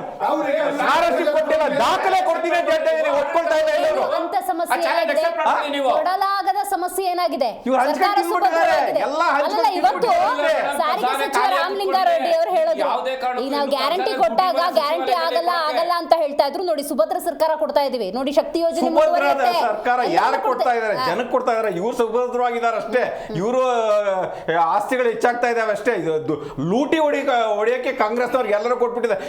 ಈಗ ತಾನೇ ಒಂದು ಸುದ್ದಿ ಬೆಳಗ್ಗೆ ನೋಡ್ತಾ ಇದ್ದೆ ನಾನು. ಅಲ್ಲೆಲ್ಲ ಮುಳಬಾಗಿಲಿನಲ್ಲಿ ನಗರಸಭೆಯಲ್ಲಿ ಮಹಿಳಾ ಮೀಸಲಾತಿ ಅಂತ ಹೇಳ್ಬಿಟ್ಟು ಅಧ್ಯಕ್ಷರಾಗಿದ್ದಾರಂತೆ. ಅಲ್ಲಿ ಮುಳಬಾಗಿಲು ಬ್ಲಾಕ್ ಕಾಂಗ್ರೆಸ್ ಅಧ್ಯಕ್ಷರು ಅವ್ರ ಗಂಡ ಪಕ್ಕದಲ್ಲಿ ಚೇರ್ ಹಾಕೊಂಡು ಎಲ್ಲ ಅವ್ರ ಫೈಲ್ ನೋಡಿ ಅಪ್ರೂವ್ ಮಾಡಿದಾದ್ಮೇಲೆ ಅವ್ರು ಸೈನ್ ಮಾಡ್ತಾರೆ. ಇದು ಕಾಂಗ್ರೆಸ್ ಸರ್ಕಾರ ನಡೀತಾ ಇರೋದು ಇವತ್ತಿನ ದಿವಸ. ಎಲ್ಲ ಲೂಟಿ ಹೊಡೆಯೋದಕ್ಕಷ್ಟೇ ನೋಡ್ತಾ ಇದ್ದಾರೆ. ಇವಾಗ ಪ್ರಶ್ನೆ ಕೇಳಿದ್ರೆ ಅವ್ರ ಮೇಲೆ ಆರೋಪಗಳು ಮಾಡೋದೇ. ಆದ್ರೆ ಇವ್ರು ಇವಾಗ ಅಧಿಕಾರದಲ್ಲಿದ್ದಾರೆ, ಪ್ರಶ್ನೆ ಮಾಡಿ ವಿರೋಧ ಪಕ್ಷಗಳು ಇರೋದೇ ಪ್ರಶ್ನೆ ಮಾಡಲಿಕ್ಕೆ. ಅವ್ರು ಸಕ್ರಿಯವಾಗಿ ಕೆಲಸ ಮಾಡ್ತಾರೆ. ಹೌದು, ಜನಕ್ಕೆ ಉತ್ತರ ಕೊಡಿ, ನೀವೇನೇನು ಮಾಡ್ತಿದ್ದೀರಾ ಅದು ಬಿಟ್ಬಿಟ್ಟು ನಿಮ್ಮ ಕಾಲದಲ್ಲಿ ನೀವೇನು ಮಾಡಿದ್ದೀರಿ ಅದು ಮಾತಾಡೋದಲ್ಲ. ಇವ್ರು ಜವಾಬ್ದಾರಿಯಾಗಿ ಕೊಡ್ಲಿ. ನಾವು ಈ ತರ ಜವಾಬ್ದಾರಿ ಕೊಟ್ಟಿದ್ದೀವಿ. ನಾನು ಹೇಳ್ತಿದ್ದೀನಲ್ಲ, ಸ್ಕಾಲರ್ಶಿಪ್ ಕೊಟ್ಟಿಲ್ಲ, ಪ್ರೈಸ್ ಬನ್ನಿ ಕೊಟ್ಟಿಲ್ಲ, ದಾಖಲೆ ಕೊಡ್ತೀನಿ. ಇವ್ರು ಕೊಡ್ತೀವಿ ಅಂತ ಹೇಳಿದ್ರೆ ಯಾರೋ 100 ಜನದಲ್ಲಿ 4 ಜನಕ್ಕೆ 10 ಜನಕ್ಕೆ ಕೊಟ್ಬಿಟ್ರೆ ಅಲ್ಲ, ಎಲ್ಲರಿಗೂ ಕೊಟ್ಟಿದ್ದಾರ. ಅಪ್ರೂವ್ ಆಗಿರೋ ಮಕ್ಕಳು ಕೊಟ್ಟಿಲ್ಲ. ಇವಾಗ ಈ ಮಕ್ಕಳು ಇವಾಗ ಈ ಸಾಲಿನಲ್ಲಿ ಇಂಜಿನಿಯರಿಂಗ್ ಮೆಡಿಕಲ್ಗೆ ಹೋಗ್ತಿರೋರು ನೋಡಿ ಮೇಡಮ್, ಎಲ್ಲೋ ಇವಾಗ ಇಂಜಿನಿಯರಿಂಗ್ ಮೆಡಿಕಲ್ಗೆಲ್ಲ ಸುಮಾರು 1 ಲಕ್ಷ ರೂಪಾಯಿ ಗೌರ್ಮೆಂಟ್ ಫೀಸ್ ಮೆರಿಟಲ್ಲಿ ಹೋಗಿರೋರ್ಗೂ ಇರ್ತದೆ. ಏನೋ ನನ್ನ ಸ್ಕಾಲರ್ಶಿಪ್ ಬರ್ತದೆ ತೀರುತ್ತೆ ಅಂತ ಹೇಳ್ಬಿಟ್ಟು ಎಲ್ಲೋ 1 ಲಕ್ಷ ರೂಪಾಯಿ ಒಂದು 3% ಬಡ್ಡಿಗೆ 5% ಬಡ್ಡಿಗೆ ತಂದಿರ್ತಾರೆ. ಒಂದು ವರ್ಷದಿಂದ ನಾನು ತಿಂಗಳಿಗೆ 3,000 5,000 ಬಡ್ಡಿ ಕೊಟ್ಟು ಆ ಬಡ್ಡಿ ದುಡ್ಡೇ 1 ಲಕ್ಷ ರೂಪಾಯಿ ಕಟ್ಬಿಟ್ಟಿರ್ತಾನೆ. ಇವ್ರು ಸ್ಕಾಲರ್ಶಿಪ್ ಬಂದಿಲ್ಲ. ಇದೇ ಗ್ಯಾರಂಟಿಗಳು ಕೊಡ್ತಾರೆ. ಅಲ್ಲೇ ಗ್ಯಾರಂಟಿಗಳ ಹೆಸರು ಹೇಳ್ಕೊಂಡು ಜನಕ್ಕೆ ಮಂಕುಪೂಜೆ ಹೊರತು ಏನು ಅಭಿವೃದ್ಧಿ ಆಗ್ತಾ ಇಲ್ಲ. ನಾವು ಡೆಲ್ಲಿಯಲ್ಲಿ ಮಾಡ್ತಿರೋ ಇವಾಗ ಫೆಬ್ರವರಿಯಲ್ಲಿ ನೋಡಿ ಗೊತ್ತಾಗ್ತದೆ. ನೀವು ಸುಮ್ಮನೆ ನೋಡಿ ಹೇಳ್ತಿದ್ದೀನಲ್ಲ, ನೀವೇನ್ ಮಾಡಿದ್ರಿ ಅಂತಂದ್ರೆ ನೀವೇನ್ ಮಾಡಿ ಬೇರೆ ನೋಡಿ ಪ್ರಶ್ನೆ ಮಾಡ್ತಿದ್ದೀವಿ. ಉತ್ತರ ಕೊಡಿ. ಸ್ಕಾಲರ್ಶಿಪ್ ಯಾಕೆ ಕೊಟ್ಟಿಲ್ಲ? SC ಮಕ್ಕಳಿಗೆ ಪ್ರೈಸ್ ಮನಿ ಯಾಕೆ ಕೊಟ್ಟಿಲ್ಲ? ದಾಖಲೆ ತೋರಿಸ್ರಿ ನೀವು.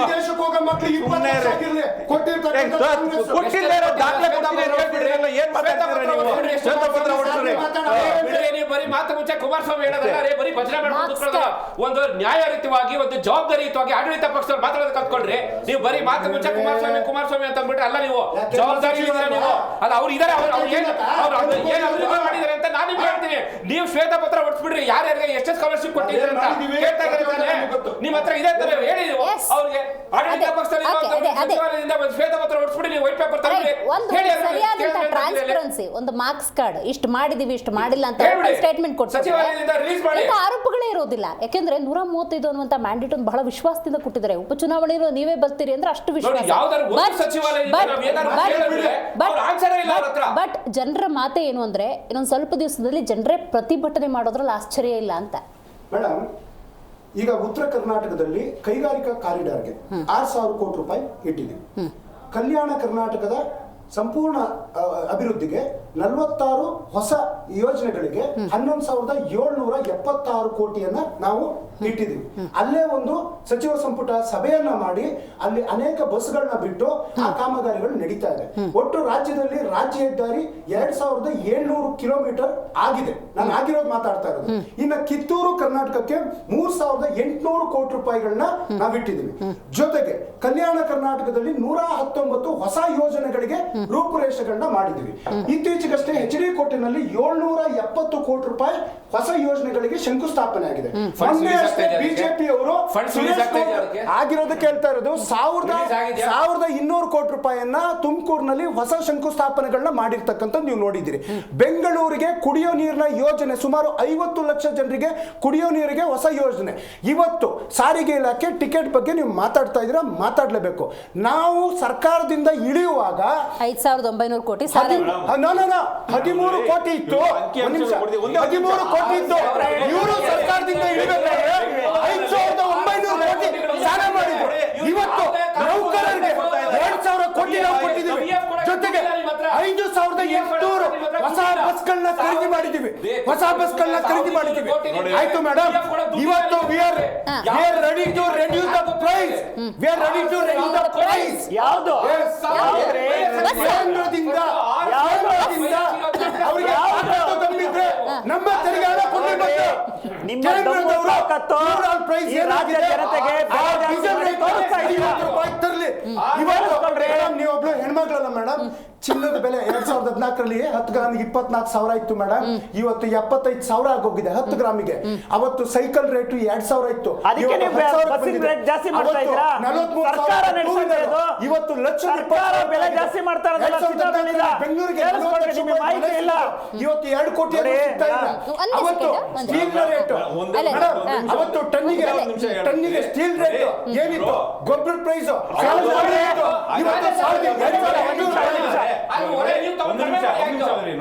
ಕೇಂದ್ರದ ಮಾತಾಡಿ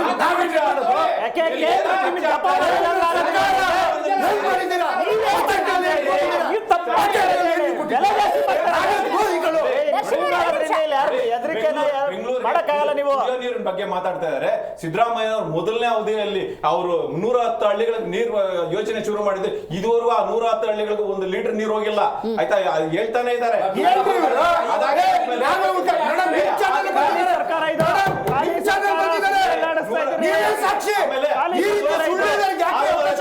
ಕೋಟಿ ಖರ್ಚು ಮಾಡಿ ಬೆಂಗಳೂರಿನ ರಸ್ತೆ ಗುಂಡಿಗಳಿಗೆ 6,500 ಕೋಟಿ ಈ ಬೆಂಗಳೂರಲ್ಲಿ 1 ಕಿಲೋಮೀಟರ್ ರಸ್ತೆ ಅಲ್ಲ ವೆರಿ ಸಿಂಪಲ್ ನೋಡಿ. ದರ್ಶನ್ ಅವ್ರು ಬಹಳ ಮುಕ್ತವಾಗಿ ಹೇಳಿದ್ರು, ಓಪನ್ ಆಗಿ ಹೇಳಿದ್ರು. ನಾವು ದರ ಏರಿಕೆ ಆಗಿದೆಯಲ್ಲ ಕಮ್ಮಿ ಮಾಡ್ತೀವಿ. ಕೇಂದ್ರದಿಂದ ಬರಬೇಕಾಗಿರೋ ಮತ್ತೆ ಪೆಟ್ರೋಲ್ ಡೀಸೆಲ್ ದರ ಕಮ್ಮಿ ಮಾಡಿ 350 ಇದ್ದು ಗ್ಯಾಸ್ 1260 ರೂಪಾಯಿ, ಡೀಸೆಲ್ 110 ರೂಪಾಯಿ 100 ರೂಪಾಯಿ ಮಾಡಿದ್ದು ಯಾರು? ಎಲ್ಲಿ ತಗೊಂಡೋಗ್ಬಿಟ್ರು? 5,900 ಕೋಟಿ ರೂಪಾಯಿ ಸಾಲ ಉಳಿಲ್ದಾರರಿಗೆ ನೆಲ ಟೊಂಕೊಂಡಂಗೆ ಇವರು ಸರಿಯಾಗಿ ಆಡಳಿತ ಕೊಡದಲ್ಲ. ಇವತ್ತು ಎಲ್ಲದಕ್ಕೆ ಏನು ಸುಮ್ಮನೆ ನೆಪ ಮಾತ್ರಕ್ಕೆ ಕೇಂದ್ರ ಕಡೆಗೆ ಬಟ್ ಮಾಡುವಂಥದ್ದು. ಇವ್ರಿಗೆ ಕೊಟ್ಟಿರ್ತಕ್ಕಂಥ ಹಣಕಾಸಿನ ವ್ಯವಸ್ಥೆಯಲ್ಲಿ ಸರಿಯಾಗಿ ಯಾವ ರೀತಿ ದೃಷ್ಟಿಯ ಕಲ್ಪನೆ ಅವ್ರಿಗೆ ಬೇಕಾದ ರೀತಿಯಲ್ಲಿ ನೀವು ಕೊಳ್ಳೆ ಹೊಡಿತಾರೆ ಕಮ್ಮಿ ಮಾಡ್ರಿ, ಕೊಳ್ಳೆ ಹೊಡಿತಾರೆ ಕಮ್ಮಿ ಮಾಡಿ, ಬಾಚ್ ಮನೆ ಉತ್ತರ ಮಾಡ್ತಾ ಇದ್ದೀರಾ. ಕೋಟಿ ಕೊಟ್ಟಿಲ್ಲ, ಏನು ಕೋಟಿ ಕೊಟ್ಟಿಲ್ಲ, ಇವರು ಕೊಟ್ಟಿಲ್ಲ. ನೋಡಿ ಮೇಡಮ್, ಅನುದಾನಕ್ಕಿದ್ದಿದ್ದೇ 11,636 ಕೋಟಿನೇ. ಅದನ್ನೇ ದುಡ್ಡನ್ನ ತಿನ್ಕೊಂಡ್ಬಿಟ್ರು ದಲಿತರ ಅಭಿವೃದ್ಧಿ. ಗ್ಯಾರಂಟಿ ಇವ್ರಿಗೆ ಬಂದು ದಾಖಲೆಗಳನ್ನ ಇಲ್ಲ. ಒಂದ್ ನಿಮಿಷ ಮೇಡಮ್, ಇವತ್ತು ಕಿತ್ತೂರಿಗೆ ಇಷ್ಟು ದುಡ್ಡು ಕೊಟ್ಟಿದ್ದೀವಿ ಅಂತ ಹೇಳಿ ಎಲ್ಲಿ DPR ಇಂದ ರಿಲೀಸ್ ಆಗಿದೆ ಅನ್ನೋದು ಮಾಹಿತಿ ಕೊಡ್ಬೇಕು. ಇವರು ದಾಖಲೆಗಳಲ್ಲಿ ಮಾತ್ರ ಸೇರಿಸ್ತಾ ಇದ್ದಾರೆ ಬಿಟ್ರೆ ಇವತ್ತು ಸಾಲ ಎಷ್ಟು ಮಾಡಿದ್ರು ಮೇಡಮ್? ಈ ಸರ್ಕಾರ ಬಂದಾಗ್ಲಿಂದ 1,60,000 ಇಂದ 70,000 ಕೋಟಿ ಸಾಲ ಮಾಡಿದ್ದಾರೆ. ಒಂದ್ ನಿಮಿಷ, ಯಾರಿಗೋಸ್ಕರ ಮಾಡಿದ್ರು? ಯಾರಿಗೋಸ್ಕರ ಮಾಡಿದ್ರೆ? ಇವತ್ತು ಕ್ಯಾಪಿಟಲ್ ಇನ್ವೆಸ್ಟ್ಮೆಂಟ್ ಅಂತ ಹೇಳ್ಬಿಟ್ಟು ಲಕ್ಷಾಂತರ ಕೋಟಿ ಇನ್ವೆಸ್ಟ್ ಆಗ್ತಾ ಇದೆ. ಯಾವ ಕ್ಯಾಪಿಟಲ್ ಇನ್ವೆಸ್ಟ್ಮೆಂಟ್ ಈ ರಾಜ್ಯ ಸರ್ಕಾರದಿಂದ?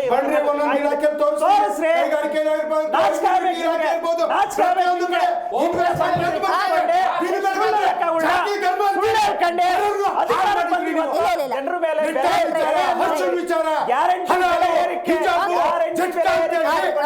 ಧರ್ಮ ನಡುವೆ Okay, ಸ್ವಲ್ಪ okay. ಧಕ್ಕೆ ನೋಡ್ತಾ ಇದ್ದಾರೆ ಜನ. ಬರೋರು ಏನ್ ಮನೆ ಮಾಡ್ತಾ ಕಳ್ಸಿದ್ರೆ ಇದ್ದೀರಾ? ಈಗಾದ್ರೂ ಏನ್ ಬರ್ತಾ ಮಾಡ್ತಾ ಇದ್ದಾರೆ. ಇದ್ದೀರಾ? ಕಾಂಗ್ರೆಸ್ ಸರ್ಕಾರದ ಜನ ಯಾವ ರೀತಿ ಕರ್ನಾಟಕದ ಆಗ್ತಾ ಕಡೆ ಇದೆ? ಎಷ್ಟು ಇನ್ವೆಸ್ಟರ್ ತೊಂದ್ರೆ ಬರ್ತಾ ಆಗ್ತಾ ಇದೆ? ಇದ್ದಾರೆ. ಎಷ್ಟು ಬೆಲೆ ಜಾಸ್ತಿ ಏರ್ ಮಾಡ್ತಾ ಬಸ್ ಇದ್ದೀರಾ? ಕಂಪನಿ ಅವರು ಎಷ್ಟು ಏರ್ ಬಸ್ ಕೊಡುಗೆ ಕಂಪನಿ ಅವರು ಮಾಡ್ತಾ ಇದ್ದೀರಾ? ಕರ್ನಾಟಕಕ್ಕೆ ಬಂದಿದ್ದಾರೆ. ಉತ್ತರ ಕೊಡ್ತಾರೆ. ಅರ್ಥ ಮಾಡ್ಕೊಳ್ಳಿ. ಆಯ್ತು ಪ್ಲೀಸ್ ಕಂಟಿನ್ಯೂ. ಮೇಡಮ್ ನೋಡಿ, ನಮ್ಮ ಸ್ನೇಹಿತರು ಕಾಂಗ್ರೆಸ್ನವರು ದಯಮಾಡಿ ಕ್ಲಾರಿಟಿ ಕೊಡಿ. ನಮ್ಮ ರಾಜ್ಯದ ಬಜೆಟ್ ಎಷ್ಟು, ಟೋಟಲ್ ಆಗಿ ಸೆಂಟ್ರಲ್ ಇಂದ ಬರಬೇಕಾಗಿರೋ ಅನುದಾನ ಎಷ್ಟು, ನಿಮಗೆ ಸೆಂಟ್ರಲ್ ಇಂದ ಆ ಅನುದಾನ ಬಂದ್ರೆ ರಾಜ್ಯ ಸರ್ಕಾರದಲ್ಲಿ ನೀವೇನು ಅಭಿವೃದ್ಧಿ ಮಾಡಕ್ಕಾಗುತ್ತೆ ಆ ಫಂಡ್ಸ್ ನಿಮ್ಮ ಹತ್ರ ಇದೆಯಾ? ಕ್ಲಾರಿಟಿ ಕೊಡಿ ಕರ್ನಾಟಕ ರಾಜ್ಯ ಜನತೆಗೆ. ಕೇಳಿಸ್ಕೊಳ್ಳಿ ಸರ್, ಕಂಪ್ಲೀಟ್ ಮಾಡ್ತೀನಿ, ಕೇಳಿಸ್ಕೊಳ್ಳಿ.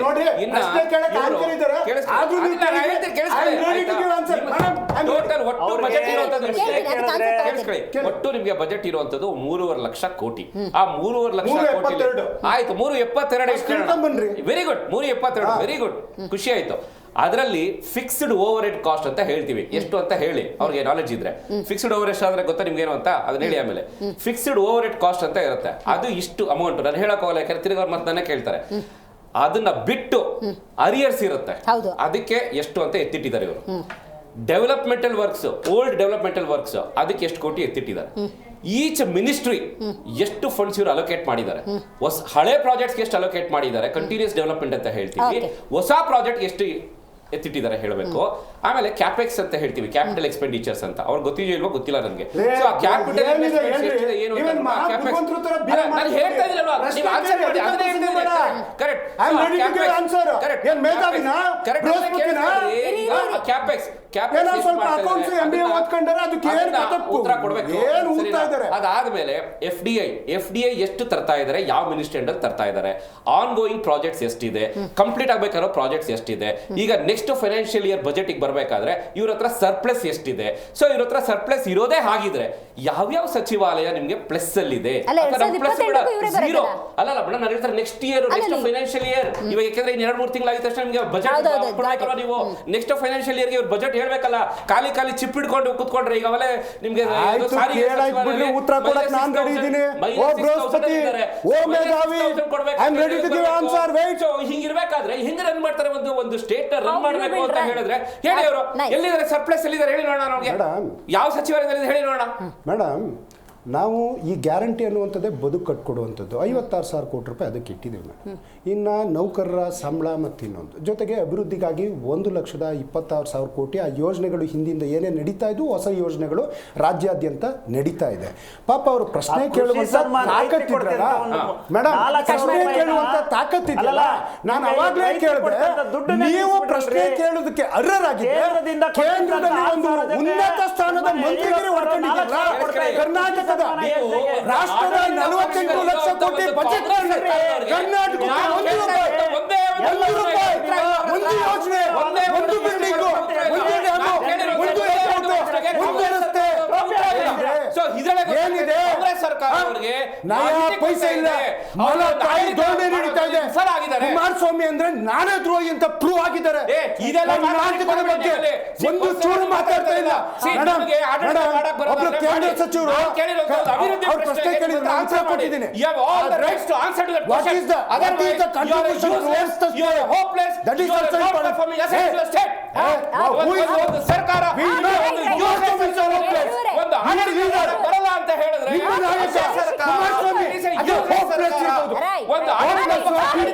ಕುಮಾರಸ್ವಾಮಿ ಕೇಳಿದ ಪ್ರಶ್ನೆಗೆ ನಾವು ಕೇಳ್ತಾ ಇರುವಂತದ್ದು ಉತ್ತರ ಕೊಟ್ಟಾಗಿದೆ. What is the contribution? Kumaraswamy ಉತ್ತರ ಕೊಡೋಕೆ ತಾಕತ್ತಿಲ್ಲ. ಜೆಡಿಎಸ್ ನಿಮಗಿರುವಂತ 3,70,000 ಮುತ್ತುರತ್ನ ಅದನ್ನ ಬಿಟ್ಟು ಏನೂ ಇಲ್ಲ. ದೇಶದ 48 ಲಕ್ಷ ಕೋಟಿಯಲ್ಲಿ 1 ರೂಪಾಯಿ ಇಲ್ಲ ರಾಜ್ಯಕ್ಕೆ. ಕೇಳ್ತಾ ಇದೀವಿ, ಉತ್ತರ ಕೊಡಿ ನೀವು ಅದಕ್ಕೆ. ನಿಮಗೆ ಅದು ಉತ್ತರ ಕೊಡಕ್ಕೆ ಆನ್ಸರ್ ಇಲ್ಲ ಅಂತ ಹೇಳಿದ್ರೆ ನೀವು ದಯಮಾಡಿ ಸರ್ಕಾರ ನಮ್ದೇನಿದೆ ಗೊತ್ತಿದೆ, ನಿಮ್ದೇ. ಲಾಸ್ಟ್ ಕನ್ಕ್ಲೂಡ್ ಮಾಡಿ ಹೇಳಿ. ನೋಡಿ, ಇವತ್ತಿನ ದಿವಸ ಇವ್ರು ಹೇಳಿ ಇಲ್ಲಿ ಏನೋ ಅಭಿವೃದ್ಧಿ ಆಗ್ತಾ ಇಲ್ಲ, ಅವ್ರೇನೋ ಹೇಳ್ತಿದ್ದಾರೆ ಅಲ್ಲಿಂದ ಬಂದಿದ್ದು ಕೊಟ್ಟಿಲ್ಲ ಅಂತ ಹೇಳ್ಬಿಟ್ಟು. ನೋಡಿ, ಕಳೆದ ವರ್ಷ ಬರ ಪರಿಹಾರಕ್ಕೋಸ್ಕರ ಕೇಂದ್ರದ ಒಂದು ತಂಡನೇ ಬಂದಿಲ್ಲ, ಅಧ್ಯಯನ ಮಾಡ್ಕೊಂಡು ಹೋಗಿ 36,000 ಕೋಟಿ ಇಲ್ಲಿ ನಷ್ಟ ಆಗಿದೆ, ಪರಿಹಾರ ಕೊಡ್ಬೇಕು. ಅದೇನಾದ್ರು ಕೊಟ್ಟರೆ ಅದು ಹೇಳಿ ಬೇಕಾದ್ರೆ ಅವರು ಅದು ಬಂದಿಲ್ಲ. ಅದು ಅರ್ಧಕ್ಕೆ ಯಾಕಂದ್ರೆ ಇವ್ರು ಕೊಡ್ಲಿಲ್ಲ, ಕೇಂದ್ರ ತಂಡ ಒಂದು ರಿಪೋರ್ಟ್ ಕೊಟ್ಟಿದ್ದೇನೆ, ಅವ್ರು ಕೊಟ್ಟಿಲ್ಲ, ಸುಮ್ಮನೆ ಮಾತಾಡ್ತಾರೆ ಅಷ್ಟೇ. ಆಯ್ತಾ? 36,000 ಕೋಟಿ ಅಂತ ಹೇಳಿ ಕೊಟ್ಟಿದ್ದು, ಎಷ್ಟು ಕೊಟ್ಟಿದ್ದೀರಾ? ಎಷ್ಟು ಕೊಟ್ಟಿಲ್ಲ, ನೀವು ಸುಮ್ಮನೆ ಇರಿ. ಅರ್ಥ ಆಯ್ತಾ? ನೋಡಿ, ಕೊಟ್ಟಿರೋದ್ರಿಂದಲೇ ಆಡಳಿತ ಮಾಡಕ್ಕಾಗ್ತದೆ. ಎಷ್ಟು ಕೊಟ್ಟಿದ್ದಾರೆ ಹೇಳಿ. ಏನ್ ಮಾಡ್ತಾ ಇಲ್ಲ. 36,000 ಕೋಟಿ ಬೇಕಾದ ಚಿನ್ನದ ಅಂಗಡಿ, ಬೆಂಚ್ ಕಾರು, 36,000 ಕೋಟಿ ಕೇಂದ್ರ ತಂಡ ರಿಪೋರ್ಟ್ ಕೊಟ್ಟಿದ್ದೀರಾ? ಕೊಟ್ಟಿಲ್ಲ, ನೀವು ಸುಮ್ಮನೆ ಮಾತಾಡ್ತೀರಾ ಅಷ್ಟೇ. ವೈನ್ ಶಾಪ್ ಸೇರ್ತಾ ಇದೆ, ಚಿನ್ನ ಖರೀದಿಗೆ ಹೋಗ್ತಾ ಇದೆ, ಲ್ಯಾಂಬೋರ್ಗಿನಿ ಕಾರ್ಗೆ ಹೋಗ್ತಾ ಇದೆ. ನೋಡಿ, 130 ಜನ ಕೊಟ್ಟಿದ್ದಾರೆ. ಜನರ ಸಮಸ್ಯೆಗಳ ಸ್ವಲ್ಪ ಪಾಲಿಸಿ, ಅಟ್ಲೀಸ್ಟ್ ಅಭಿವೃದ್ಧಿ ಕಡೆ ಗಮನ ಕೊಟ್ಟು ಈಗಲಾದ್ರೂ ಸ್ವಲ್ಪ ಏನಾದ್ರು ಕಾಳಜಿ ಇದ್ರೆ ಕೆಲಸ ಮಾಡಿ ಅಂತ ಹೇಳ್ಬಿಟ್ಟು ಆಗ್ರಹ ಪಡ್ತಾ ಇದ್ದೀವಿ ನಾವು. ಗೋವಿಂದರಾಜ್ ಅವರು, ರಿಷಿಕ್ ಅವರು, ಕೇಶವ್ ಅವರು, ದರ್ಶನ್ ಅವರು ಕಾರ್ಯಕ್ರಮದಲ್ಲಿ ಭಾಗಿಯಾಗಿದ್ದಕ್ಕಾಗಿ ಧನ್ಯವಾದಗಳು. ಆದರೆ ಒಂದಂತೂ ಅರ್ಥ ಮಾಡ್ಕೋಬೇಕು, ಇವತ್ತು ಅಭಿವೃದ್ಧಿ ಬಗ್ಗೆ ಯಾಕೆ ಚರ್ಚೆ ಮಾಡಿದ್ವಿ ಅಂದರೆ, ಅಭಿವೃದ್ಧಿ ಬಗ್ಗೆ ಚರ್ಚೆ ಮಾಡೋದಕ್ಕೆ ಡಿನ್ನರ್ ಆದ್ರೂ ಮಾಡ್ಕೊಳ್ಳಿ, ಲಂಚ್ ಆದ್ರೂ ಮಾಡ್ಕೊಳ್ಳಿ. ಯಾಕಂದರೆ ರಾಜ್ಯ ಅಂತ ಸಂದರ್ಭದಲ್ಲಿ ಗ್ಯಾರಂಟಿ ಕೊಟ್ಟ ತಕ್ಷಣ ಎಲ್ಲ ಮುಗ್ದು ಹೋಗೋದಿಲ್ಲ. ಜನಸಾಮಾನ್ಯರು ಪ್ರತಿ ಹಂತದಲ್ಲೂ, ಪ್ರತಿ ಕ್ಷೇತ್ರ, ಜಿಲ್ಲೆ, ತಾಲೂಕು, ಹೋಬಳಿ ಅಂತ ಸಂದರ್ಭದಲ್ಲಿ ಬಹಳಷ್ಟು ಸಮಸ್ಯೆಗಳಿರ್ತವೆ. ಆ ಸಮಸ್ಯೆಗಳಿಗೆ ಸೂಕ್ತ ಪರಿಹಾರಕ್ಕಾಗಿ 138 ಅನ್ನುವಂಥ ಮ್ಯಾಂಡೇಟನ್ನು ಕೊಟ್ಟಿರೋದು. ನೀವೊಂದು ಕಡೆ ಲಂಚ್ ಮಾಡೋಕ್ಕೆ ಹೋಗೋದು, ಇನ್ನೊಂದು ಕಡೆ ಡಿನ್ನರ್ ಮಾಡೋಕ್ಕೆ ಹೋಗಿದ್ರೆ ಅಲ್ಲೇನಾದ್ರು ಸಂಪುಟ ಪುನರ್ರಚನೆ ಅಥವಾ CM ಗಾದಿ ಕುರಿತಂತೆ ಅಥವಾ ಮತ್ತೇನೋ ವಿಚಾರಗಳ ಚರ್ಚೆ ಅನ್ನೋದಾದರೆ ಜನ ಅದನ್ನು ವಿಶ್ವಾಸಕ್ಕೆ ತಗೊಳ್ಳೋದಿಲ್ಲ. ಕೊಟ್ಟಿರುವಂಥ ವಿಶ್ವಾಸವನ್ನು ಉಳಿಸ್ಕೊಳ್ಬೇಕು ಅಂದರೆ ಅಭಿವೃದ್ಧಿ ಪಥದಲ್ಲಿ ಡಿನ್ನರ್ ಆದರೂ ಮಾಡಿ, ಲಂಚ್ ಆದರೂ ಮಾಡಿ ಅಂತ ಹೇಳ್ತೇವೆ. ಇವತ್ತಿನ ಕಾರ್ಯಕ್ರಮವನ್ನು ಮುಗಿಸೋಣ.